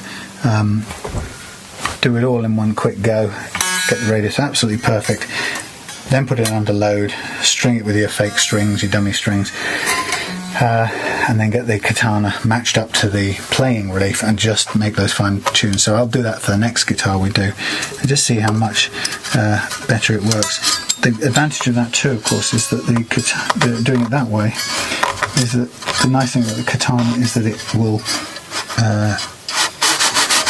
if you use a rougher file, 220 for example, on the radius block, you could do fret leveling quite quickly with that harsh 220, and then when you come to fine tune it, this takes the 220 scratches and turns them into 400, and then you move down the papers as you go until you polished off. So it's got quite a nice logic to starting rough, fine tuning under playing conditions, and then off you go polishing.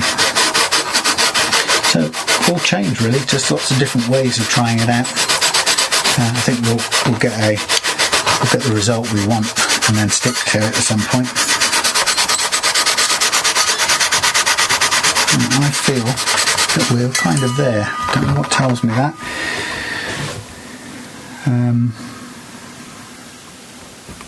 Yeah.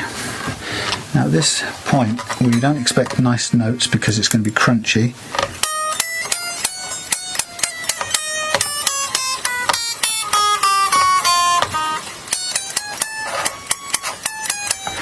So at that action, we're not getting any bend.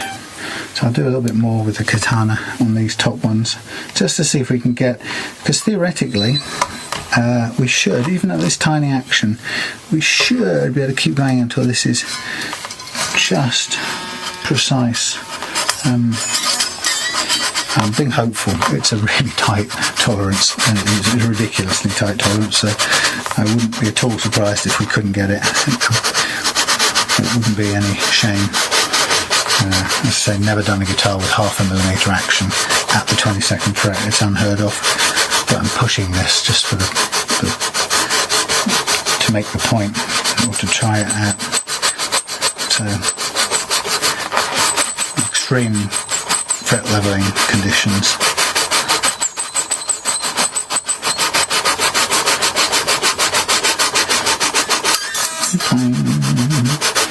Okay, I'm going to get to the edge of this, which I think I might have just overlooked a little bit. And let it drop quite low.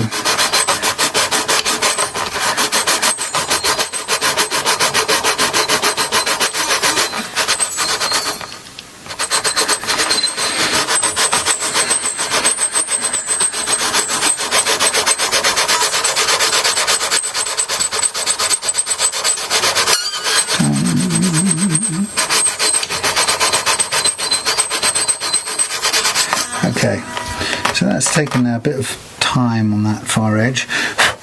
Lots of dust now. Now you can see we're getting cleaner notes out of that. Not there, but certainly here.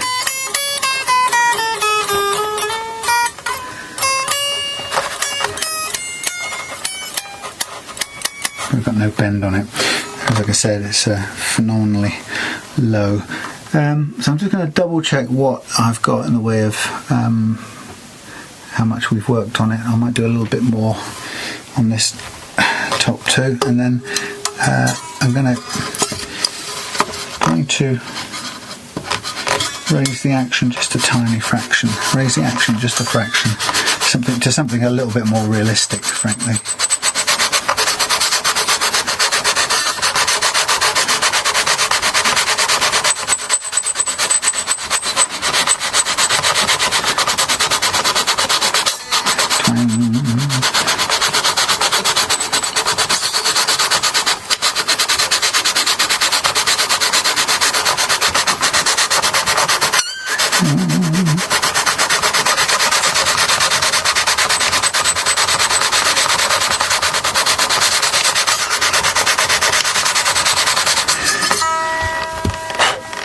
Plenty of dust going around.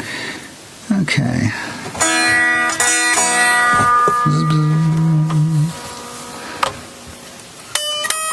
Oh, well, first of all, it doesn't help that this is sticking up a mile.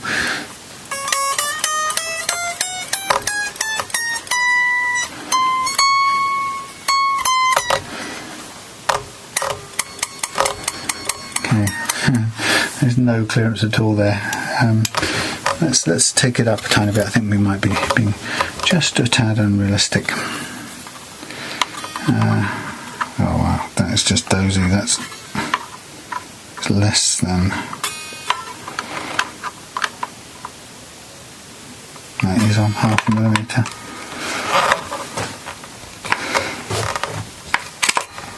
Come on, you.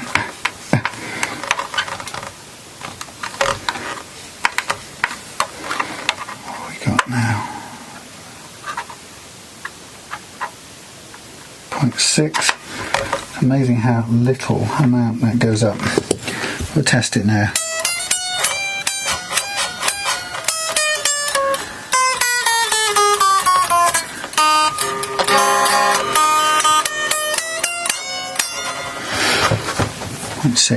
Well, we want to go to a millimetre. I think we'd be amazing if we even well, with 0.6 there. That's really low. Let's go for a millimetre instead of something totally unrealistic. Okay, we're at a millimetre there, and we're at 1 millimetre there, and we'll go a tiny bit higher on here.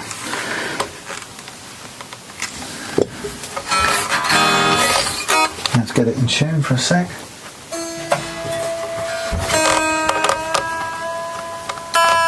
Or somewhere thereabouts.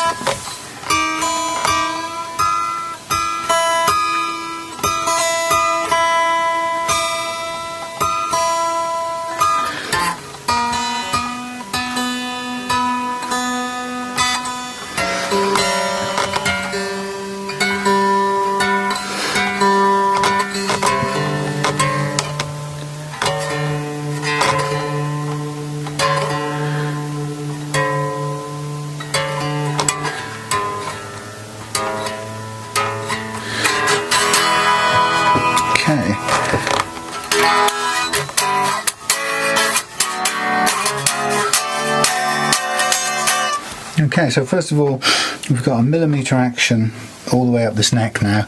Scratchy frets, lots of flat spots, but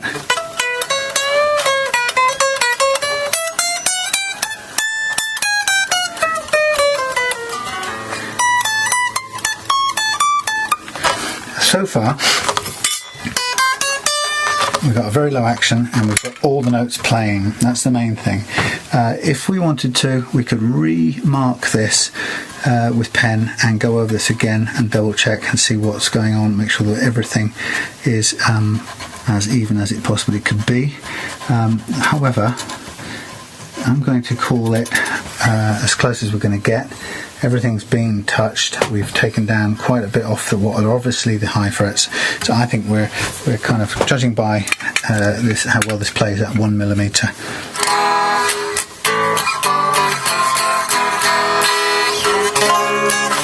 Pop makes that a tune.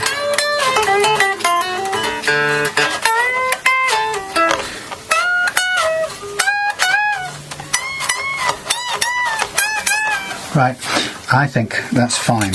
Okay, so that was the long-winded experimental go, doing it very differently from normal.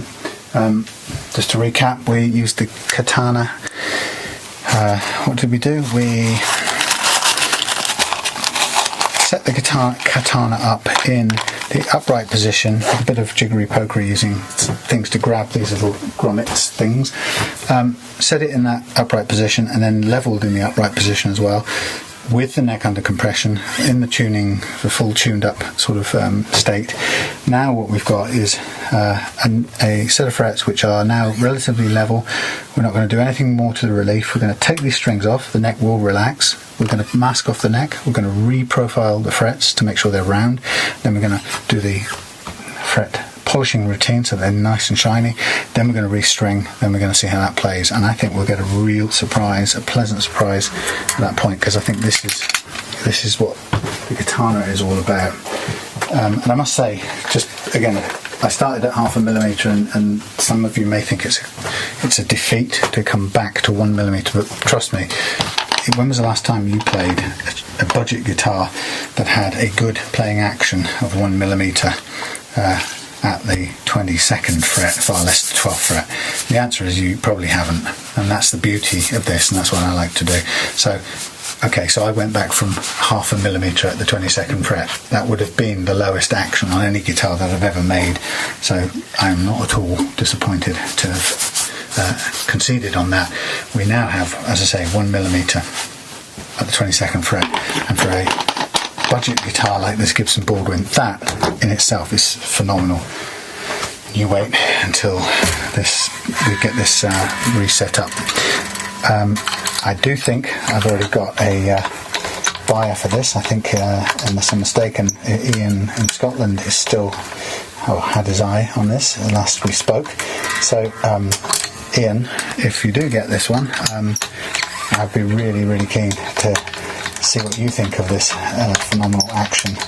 I know it's going to be a lot easier to play, believe it or not, than the vintage K that you bought from me. But that, of course, was a retro thing, and it had limits to how far we could go with it anyway, because of the fact that it's, when all is said and done, it's still a 1979 K Woolies special, and it just isn't going to be a good guitar beyond a certain point. But Ian, I'm really keen to see, once we get this done, how it strikes you to have such a low action guitar. Now, of course, this isn't just about chasing a low action for the sake of it. This is chasing a low action that's playable, sounds good, and it makes playing easier. We really aren't aiming to just get down low and have a horrible sort of sound with no resonance. This definitely is about getting a good quality low action. Okay, so there's my test strings. Logic suggests that I should keep them again if I can get them out one by one without getting them over tangled. I think I might just be able to. Sorry about this, a bit time consuming. But again, this is prudence, especially with my new my new self-employment status. I've got to be careful, even more careful now with consumables and costs and stuff. So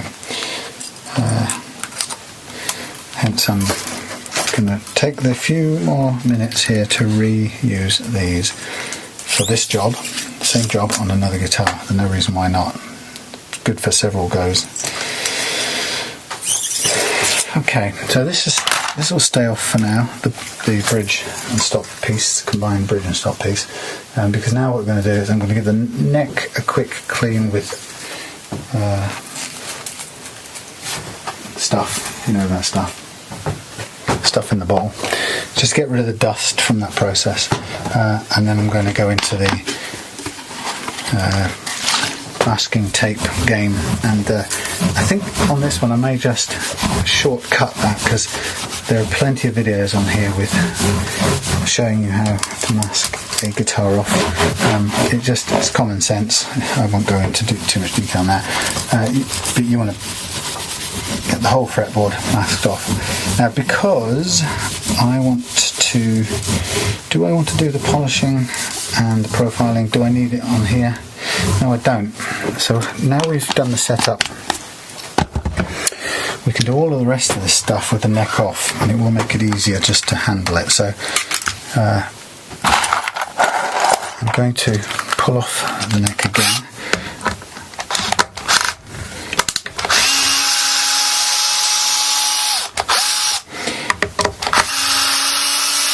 Why am I doing this?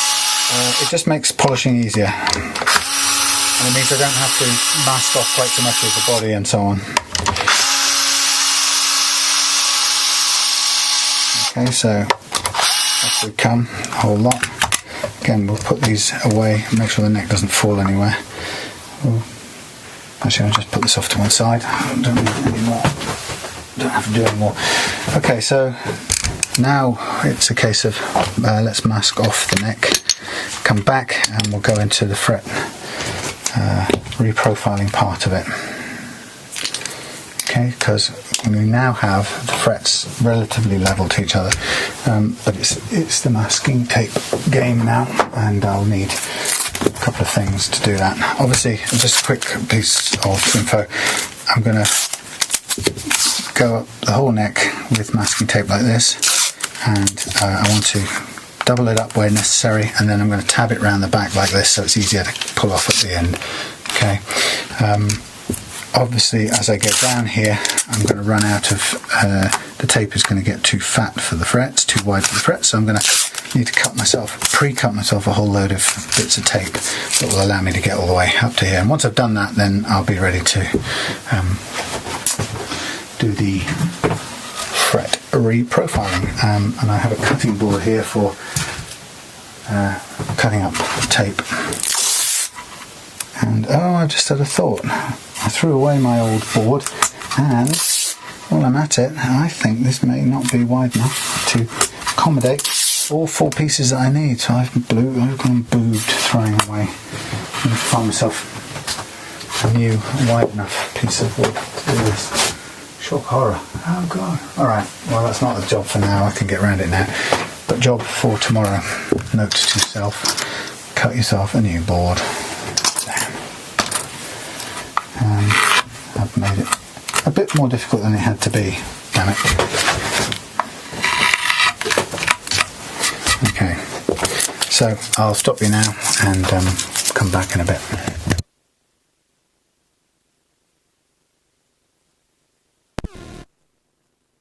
Okay, so now we have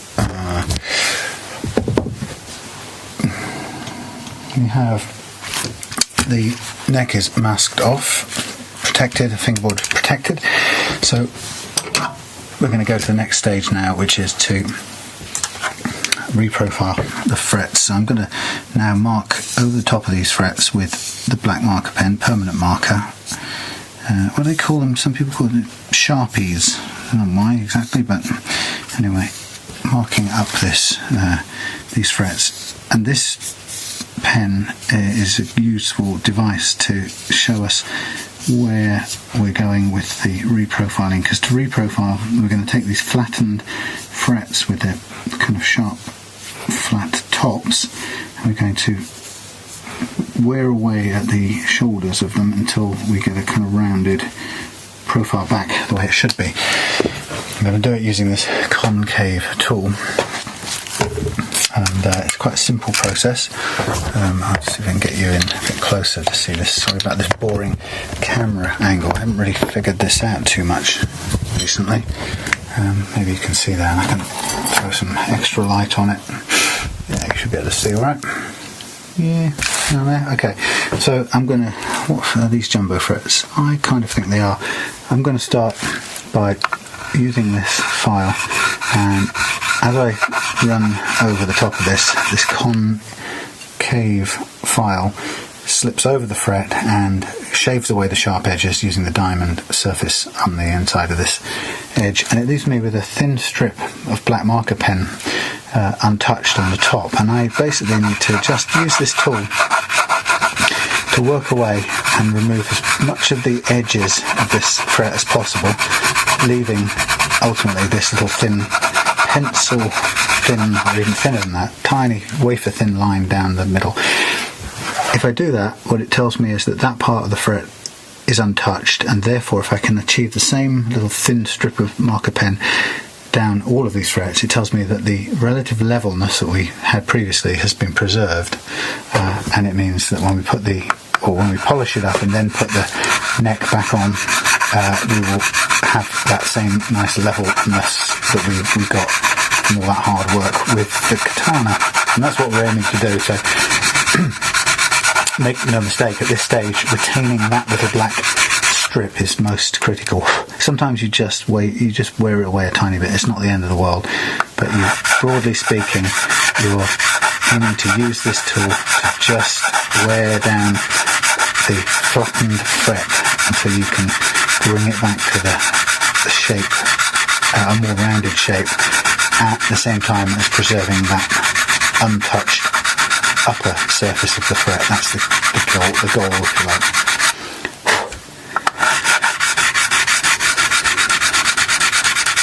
The closer as you get, then you move on to the next one.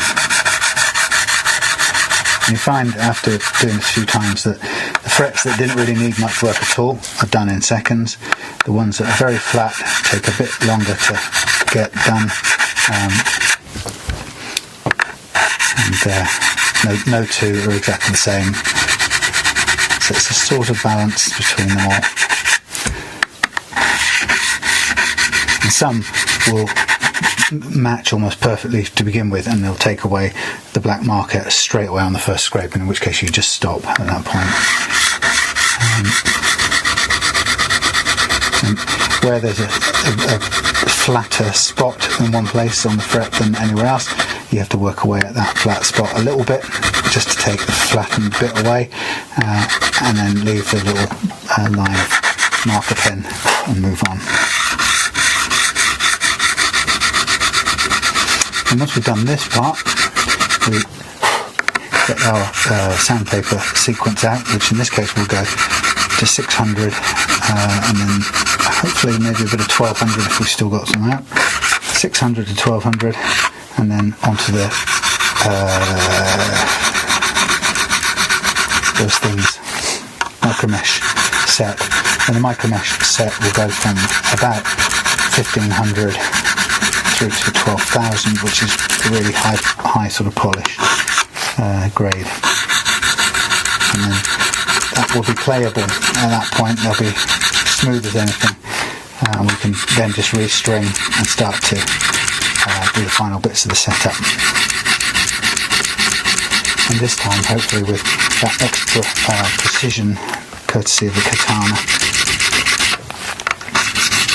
Now I know that this time has taken me longer, of course, because I've been learning the way to do it along the way, and also thinking out loud. So, in a future situation, it won't be so time consuming. I'll have a better routine worked out. But it's always the way. Learning takes a bit longer, a bit of experimentation, a bit of standing back and mulling it over, thinking out loud sometimes.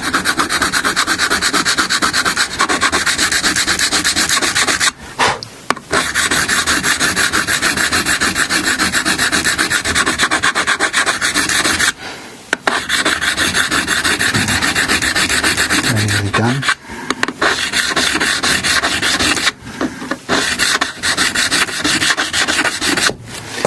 Okay, that's that tool dispensed with. I'll just just move that now out of the way a bit, give me a better view. Okay, so we're as reprofiled or reshaped as we're likely to get. Stay, get in there, recharge, would you? Okay, so now the switch glasses again. Now I'm going to get some different grades of paper out for this. Some 600s, a bit of 1200, which we have a few bits. 600, 1200, and then the micro mesh set, which we can use one of these sets up here, a small one. It's usually it's become a home of a spider in the last week or two. And just going to tear this into a couple of little strips.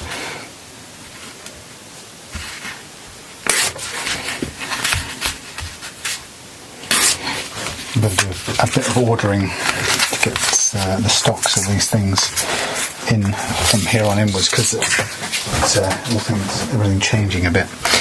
Okay, so I'm going to start with 600, and it's going to make a bit of noise. The purpose of this now is I'm just going to round off, polish these frets by rounding over the top with my fingers. And the reason I'm using my fingers is I don't want to flatten these frets anymore now. I want to preserve as much as possible, the nice rounded profile that we've just spent some time getting. So sort of pressing down into it allows my fingers to go up and over the frets, as opposed to scuffing along the top of them with a block, which would be run the risk of flattening it again, which we don't want to do. And the purpose of this is to remove all the previous scratches from the katana file or any other files we've used, and those were maybe 400 grit. We're now going one step finer down to 600, which shouldn't take so long. In fact, it'll take a lot less time than it used to do when we were working with some of the older fret leveling files that I would be using. So again, 600 now, 2 or 3 sheets at most. But it's a critical stage, because this is where you need to make sure that you've got rid of any scratches that are going to show up when you play the guitar, when you bend strings. It's these kinds of scratches that are going to linger, or if they do linger, are going to really mess up the way the guitar feels to play. So you've got to get that complete coverage at this stage to make sure every fret has been taken down to the next level of sandpaper grade. I might do just one more 600 and then go to the 12s. This is, of course, taking off some material, making the fret slightly lower, but the principle here is that providing you pretty much do the same for every fret, you don't neglect any frets, so you don't over focus on any at the expense of the others. Providing you do roughly the same coverage for all of them, then you're, broadly speaking, it's taking it all down at the same level, at the same speed. So if there is material coming off, and if you are reducing the height, then you're doing them all fairly simultaneously and consistently, so you don't create new high or flat spots. So that's 3 sheets of 600 gone, and I'm just going to do 2 or 3 of 1200. Again, this is now half the, or double the grit, I'd say, half the scratchiness. And again, I'm still using my fingers. You can't do too much of this before you develop blisters, so just be careful. I've got some foam blocks that I can use when my fingers conk out. And in fact, here's one. I'll just cut it to a point, basically. And I can stick the 1200 paper on it and then just run it up and down like this. Sorry about the noise.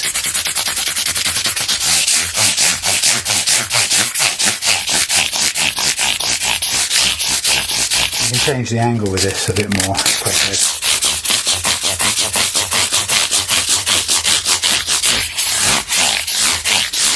Just looking at it, these frets are pretty grubby down on the inside, and I'm conscious that nothing we've done so far has really got in there to clean them up, because it's not really something that we set out to do. And I'm wondering whether a tiny bit of fingernail work here at this stage might be a good thing.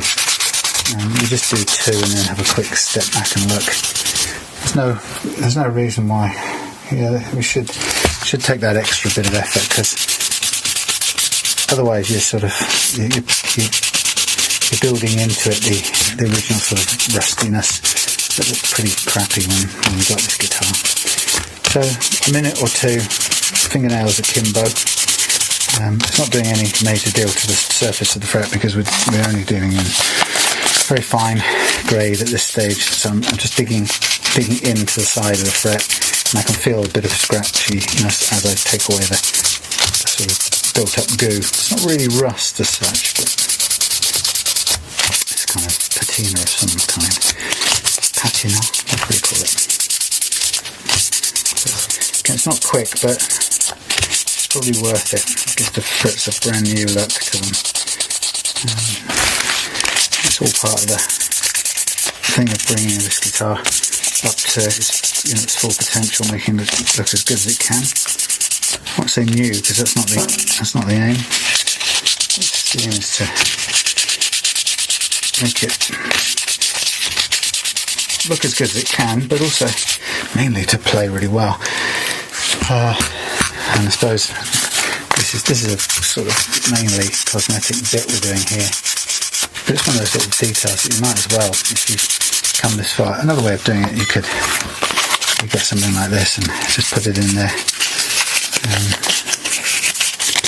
fold it into place and just get into the side. Never quite as good as your fingers. Can't quite feel what you're doing. Probably does the same thing, but fingers are great. They always tell you what's going on. Much more sensitive. Yeah, I can't keep track of what's happening there. Cut my fingernails just earlier on, so it hasn't helped. I've run out of nails to grip with, but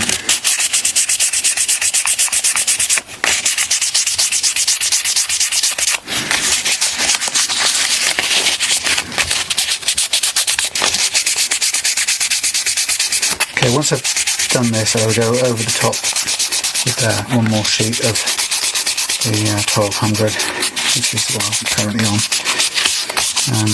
and then we'll move on to the micro mesh, which will be the sort of final polish stage, and then it'll be reinstall, restring with new strings, or having oiled the board slightly. That's the other thing.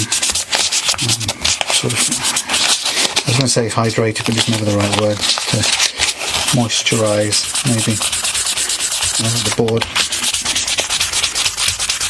and then we'll be into the last stitch. Of course, with this guitar it's going to take a bit of checking of the wiring to get the thing playing, but I suspect it will be something quite minor. There's no real reason why a guitar like this will have been had the electrics messed around with. It's not as if somebody will have tried switching out pickups or something, or putting in some complex electronic circuitry for any reason. Right, that's that done. Edges.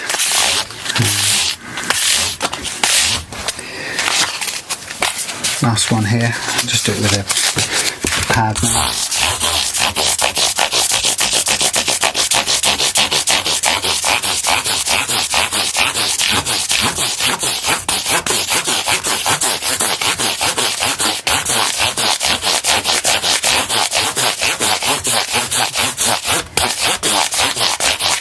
Okay, paper's done. Now we're on to the micro mesh sequence from here to the end in fairly quick order now, because we're going from 12 to 15, which is a pretty close jump. So we won't need to linger too long on any of these, because they're all fairly closely matched at this scale now. And what you can see now is that this is going to start getting shinier and shinier as we go through it.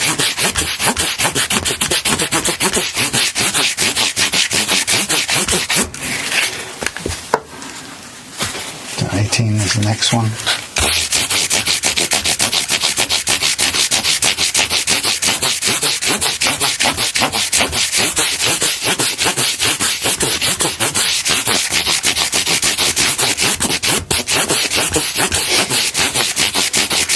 So I haven't checked the time, but we've been quite a while at this.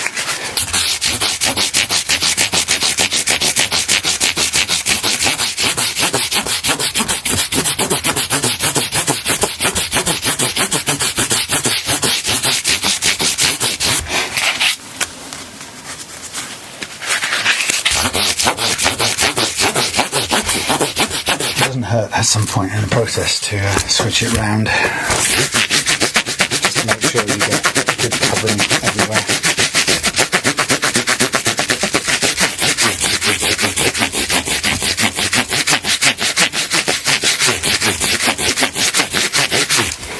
Starting to look really nice and shiny now, and there'd be no scratches left on here because we'll thoroughly take thorough sanding process will have taken them out. There's always temptation, or can be a temptation, to rush through these things, but when it comes to the polishing, it's taking your time to get rid of the earlier scratches, which is critical.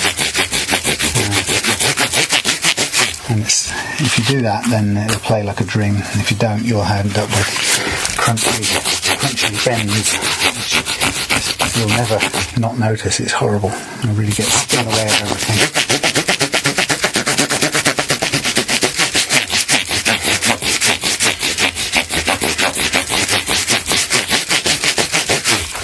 So in a way, it could be that the procedure for this might make sense, actually, from now on, to get a new guitar in, or get a second-hand guitar in, and the first thing to do, maybe with the Encore Blaster, that's hanging up, before anything else, using the old strings, since they're already on there, is set it to the action that we would ideally like. Whether it plays like that or not, which undoubtedly it won't, set it to the action that we'd like, including the braid, and then use the katana to fret level in situ at that action, and then take off that string, throw them away, then get into the polishing, reprofiling the polishing process like this, and then only put it back together again once we've done this stuff. So yeah, it's quite good to rethink it. Completely new process, really. Okay, so there's the polishing done. So what I want to do now is just unpick all this. Remember that there's quite a lot of dust from this process, so you're going to probably need to wipe down the guitar neck again. Also, if there's any glue from this, then it's a good thing to do. Give it a quick sluice down with naphtha, because it will get rid of any of the glue, substrate or whatever. Okay, so you can see I'm unpicking these tabs. That means I can flip it over in a minute and just take it all off easily. And that's a nice bit of it, because you'll see the shiny frets emerging at that point. So again, you've got to be a little bit patient with all of this. As you can see from this length of this video so far, a little bit over stretched because of trying different things and talking about it, but generally speaking, this whole process of doing a setup takes around 3 hours, sometimes more.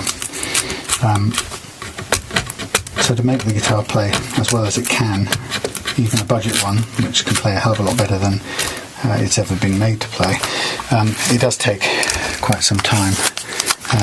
And of course, it's sort of kind of obvious then when you think of how long it's just taken me to get to this stage, then it's no surprise that it isn't done in the factory or the shop, because this is time, this is money, this is expertise or skill or effort, whatever you want to call it, and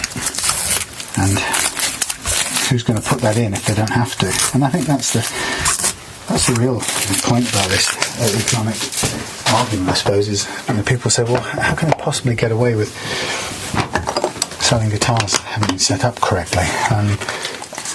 The answer is only, well, because they can. It's as simple as that. How do you know they can? Well, they evidently do. For example, I just got a piece of great feedback from Adam the other day via Facebook, but he thanked me for setting up his Gibson SG Junior, which I got despite somebody telling me that those guitars, that whole series was supposed to be the series that went through the Plek machine and have been perfectly mechanically, scientifically levelled and all the rest of it, and it was rubbish. It was loads of uneven frets, and it required quite a bit of fret levelling. It played nicely, reasonably nicely beforehand, but it wasn't perfect, and it required quite a bit of fret levelling to level out the uneven frets. And then once I'd done that and set it up on that basis, it plays really nicely, and Adam's really happy with it. So point being is that's a Gibson, and it's not. It's now commonplace, and it always has been actually, but it's even more now commonplace to find Gibsons just aren't set up. I'm not sure that they never were, but you'll go and spend your 2,000 quid in a shop or whatever it is, buy a Gibson, and it will not be set up. The first fret action will be punitively high, and it will be going out of tune when you press the notes in open chords and so on and so on. So even the best guitars, actually you could even say particularly the best guitars, especially they don't have proper setup done, because it takes all of this time to do it. Okay, so here we have our freshly levelled frets, beautifully levelled frets, ready to go back into our body. I don't normally do it with the things already in place like this, so it's a bit of a not such a great thing. I'll do it one-handed because I always do this. I end up holding the thing down and then finding I haven't got my screwdriver or anything, in which case I'm going to have to let go of it because I can't get this out.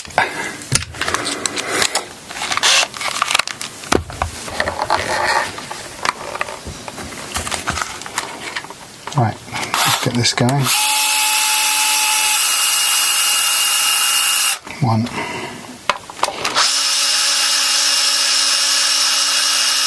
2,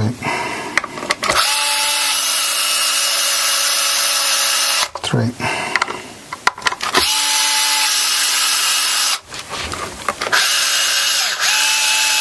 4. Step it off to 5. Put the clutch, the torque on 5.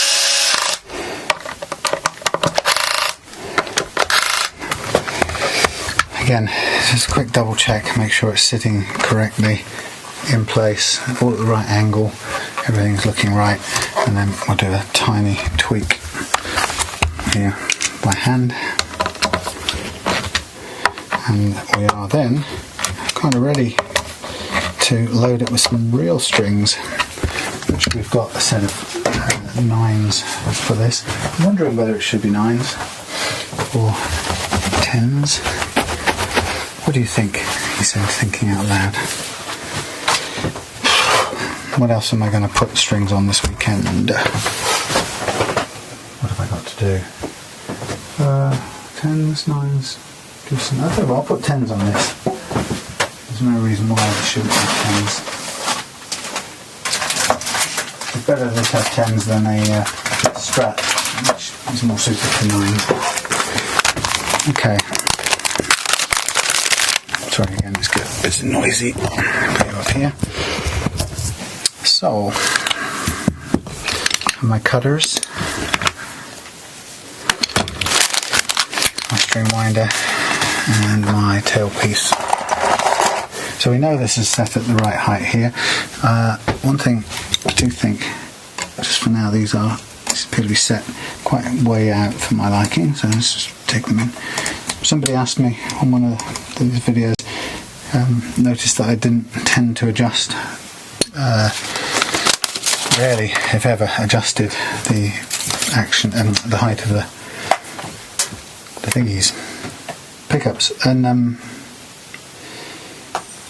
I think the answer to why is I don't think there's a sort of scientific, I don't think there's a particularly given setting. I think people set it to whatever they want in terms of the balance of volume and so on. And there are different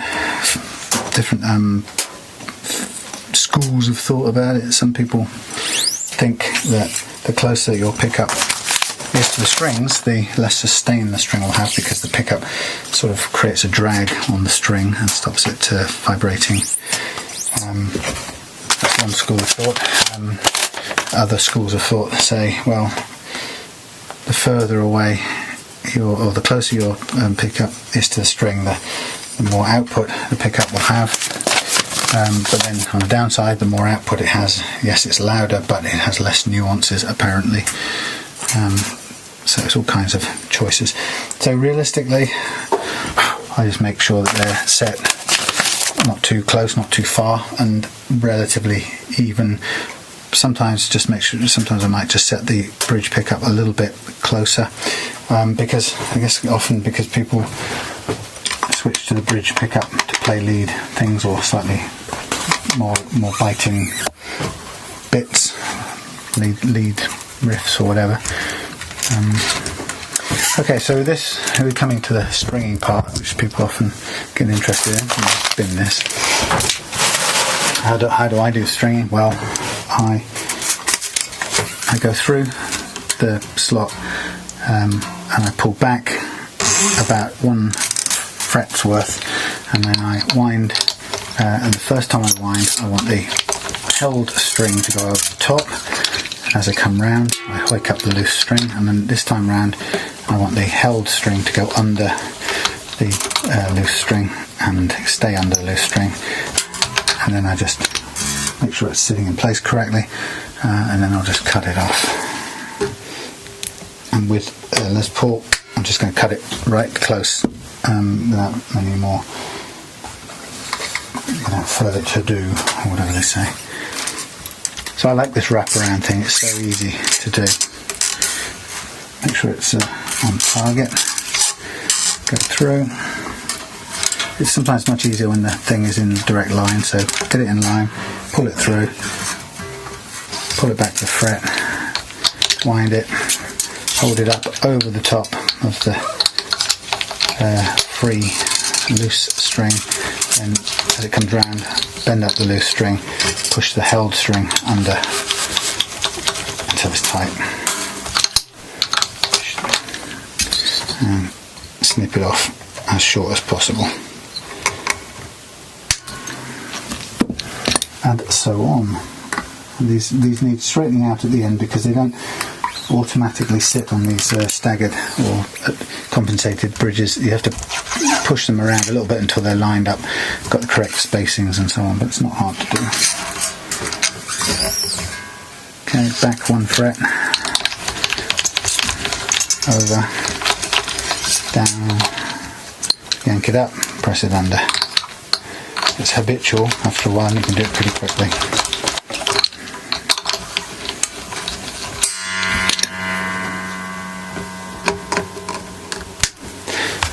So Ian, if you buy this one, I have a sneaking suspicion already that this is going to really pay off, this katana treatment, because I think the action and playability of this is going to be out of this world for this budget class or budget guitar, I'm pleased to say. Now this one I have to switch hands, and it's a little bit harder. Really grip down with thumb, let it go under, that's cool. Yank up the spare bit, and then again you have to still do the same thing. A bit of pressing it down, holding it up, keeping it taut, making sure it goes under the free string, and then just take up the slack. Get my finger out of the way before it's too late. There we go. Chop it off.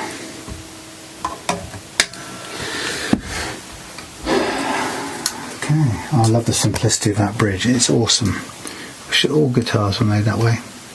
You see the Les Paul Junior double cut. Those what do they call them? Yeah, the TV yellow ones. You know, those really nice punk style guitars with the single P90 pickup. They're really dead simple things. They have the single stop bridge and stop piece all in one, and I love them. Dead simple. But apart from the oak guitar I made myself, I haven't managed to retain one with that simplicity. I seem to keep selling them.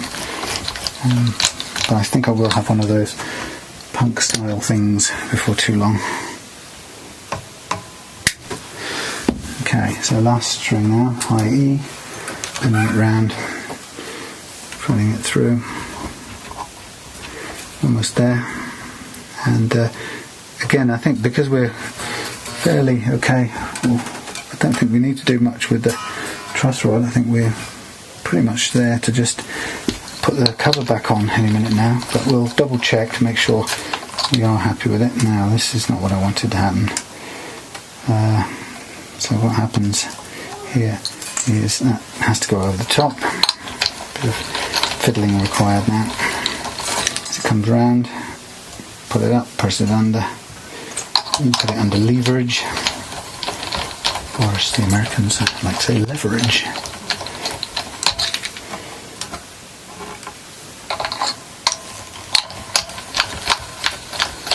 Okay, and off with the excess. And there we have it, and that's off the bridge a little bit, but it's not too bad. Okay, so the next thing I'm going to do, for your information, I'm going to use the stretcher, nice little unit I bought for about £12 UK money, and it's just a nice little device for stretching those strings that you just put on. You don't want to spend hours with the strings going at you, and so I want to take as much slack out of them in one go as possible, so we just spend more time enjoying playing them. And there's a lot of slack to come out to begin with, a hell of a lot. I'm putting it under a fair bit of pressure, and you can see.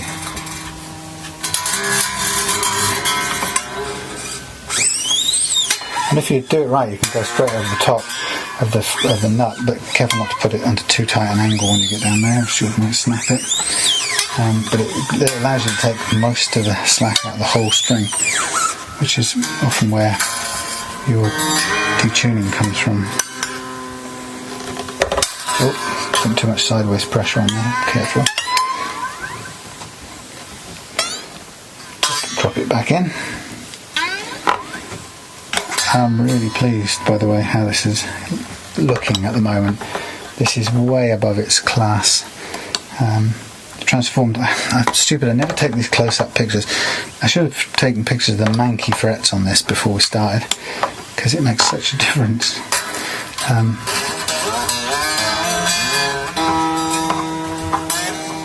Yeah, so now it's looking starting to look almost brand new.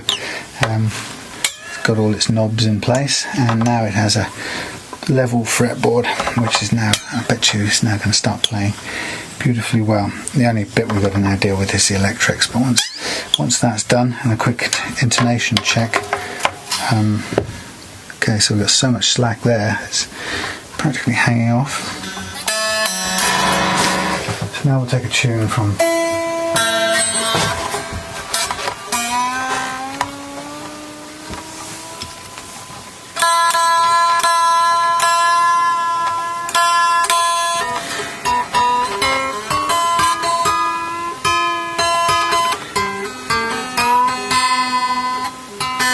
You can see what I'm doing here. Some people asked what's going on with this tuning harmonics thing. At the moment I'm not tuning harmonically, although quite often I do. Here I'm just using the simplest, fastest way to do two things with two different things at the same time with one pair of hands. So rather than go and tune, I'm going, so I'm hammering on and ringing one, just to lay it roughly equal. And I know that it goes 5th fret, open, 4th fret open, 5th fret open as we go down the string. So there's one that breaks the pattern, and it's the G. So tune your first one, your E, to whatever note, even if it's just one you hear in your head. Tune the E, and then go 5th. Make the 5th on the B string equal. G string, hit the 4th, equals the open B. Roughly, we don't need it exact at this point. D string on the 5th, A string on the 5th,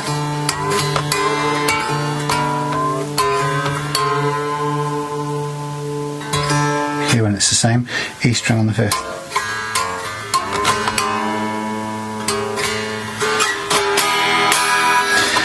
Not perfectly in tune, but that's not the point right now. The point right now is to put it roughly in tune and do some more of this, a little bit more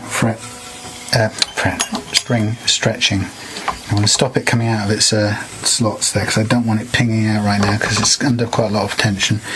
And the last thing I want it to do is crimp and break and ping sideways. But what we'll do is, once I've done a couple more stretches, you're going to hear the difference, and it will just show you how much slack is still in the string. And the truth is, most of it is in the string. It's not really coming off this peg, because that's pretty tightly wound. It's mostly in the string itself. They have natural stretch, particularly the wound ones. Okay, so we're nearly there for tonight. I'm not going to do the electrics tonight. I'm going to leave that till tomorrow. So it's just to get this tuned up and playing and see what the action's like, and make a few adjustments to the action, and then we can leave it and let it settle down overnight. And we'll go after the electronics in the morning, and then once we've got those sorted, we'll just tweak the intonation. Okay, so there's a bit of stretching, and we'll go for the E again, or whatever that note is. See how much out of tune that went?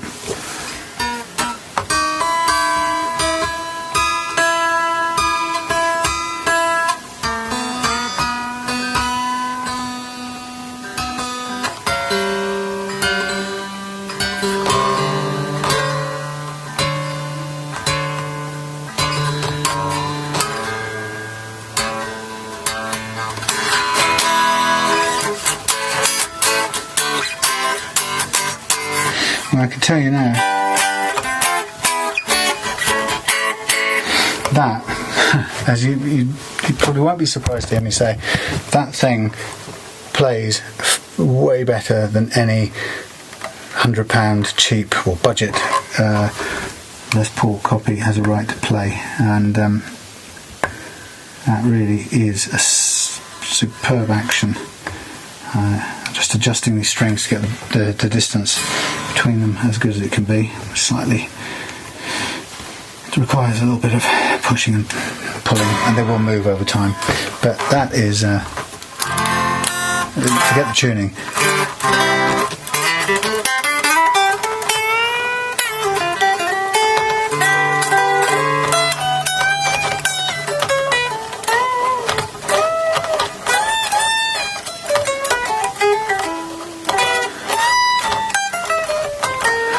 Take a tiny tweak on the action there, because there's a little bit of tiny bit of zzz that I don't like, and a fraction of an action is going to make the difference.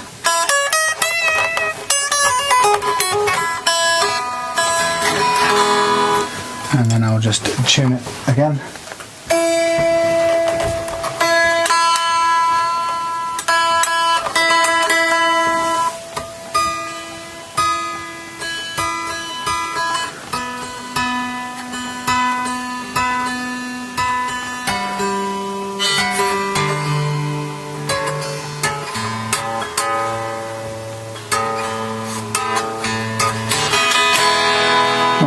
Nice. Perfect palm muting as well. Look at that. Just set up right there. No messing around. You can palm mute that until the cows come home. I'm just going to take the action on these pickups just down a little tiny bit more, It's very close to the strings here, so it doesn't need to be quite that much.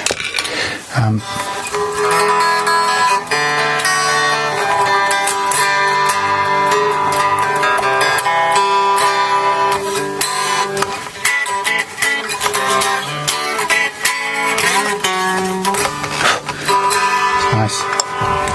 I'm liking that. Okay, so there you go, folks.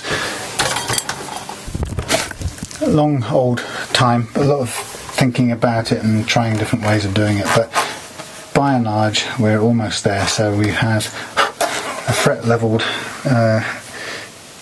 budget Les Paul copy Gibson Baldwin, looking very nice now, freshened up, tuners nicely cleaned up, the plastic taken off, checked, neck set up nicely, frets leveled, polished, and now with a set of 10s, big nice chunky set of 10s on, perfect for palm muting.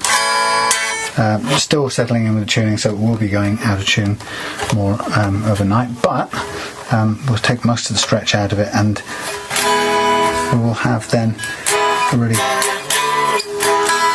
playable Les Paul copy. Yeah, really nice. I like these things. They're so simple and they really deserve to be treated nicely and set up well. And actually, that's what I really do like, is they're so simple, with a bit of careful love and attention, this turns into a really playable guitar with spectacularly low action, really, for what you're paying for it, or its relative cheapness or inexpensiveness. You shouldn't be having a nice, accurate, precise action like that out of a guitar of this price range, but you can if you do the precision work to it.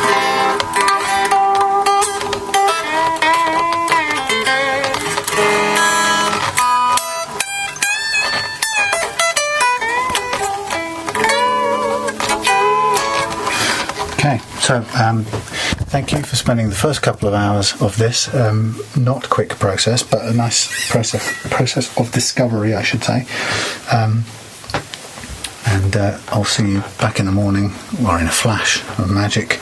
We'll get on with the electrics and final tweaks to this, setting the intonation and getting it ready to go, and hopefully playing it for a couple of hours tomorrow once we've done the electrics, because that is a good looking starter guitar. Don't know why anyone ever had a bad thing to say about these. That's what snobbery does for you. Okay, so I'll catch you tomorrow. Good evening, and enjoy your night.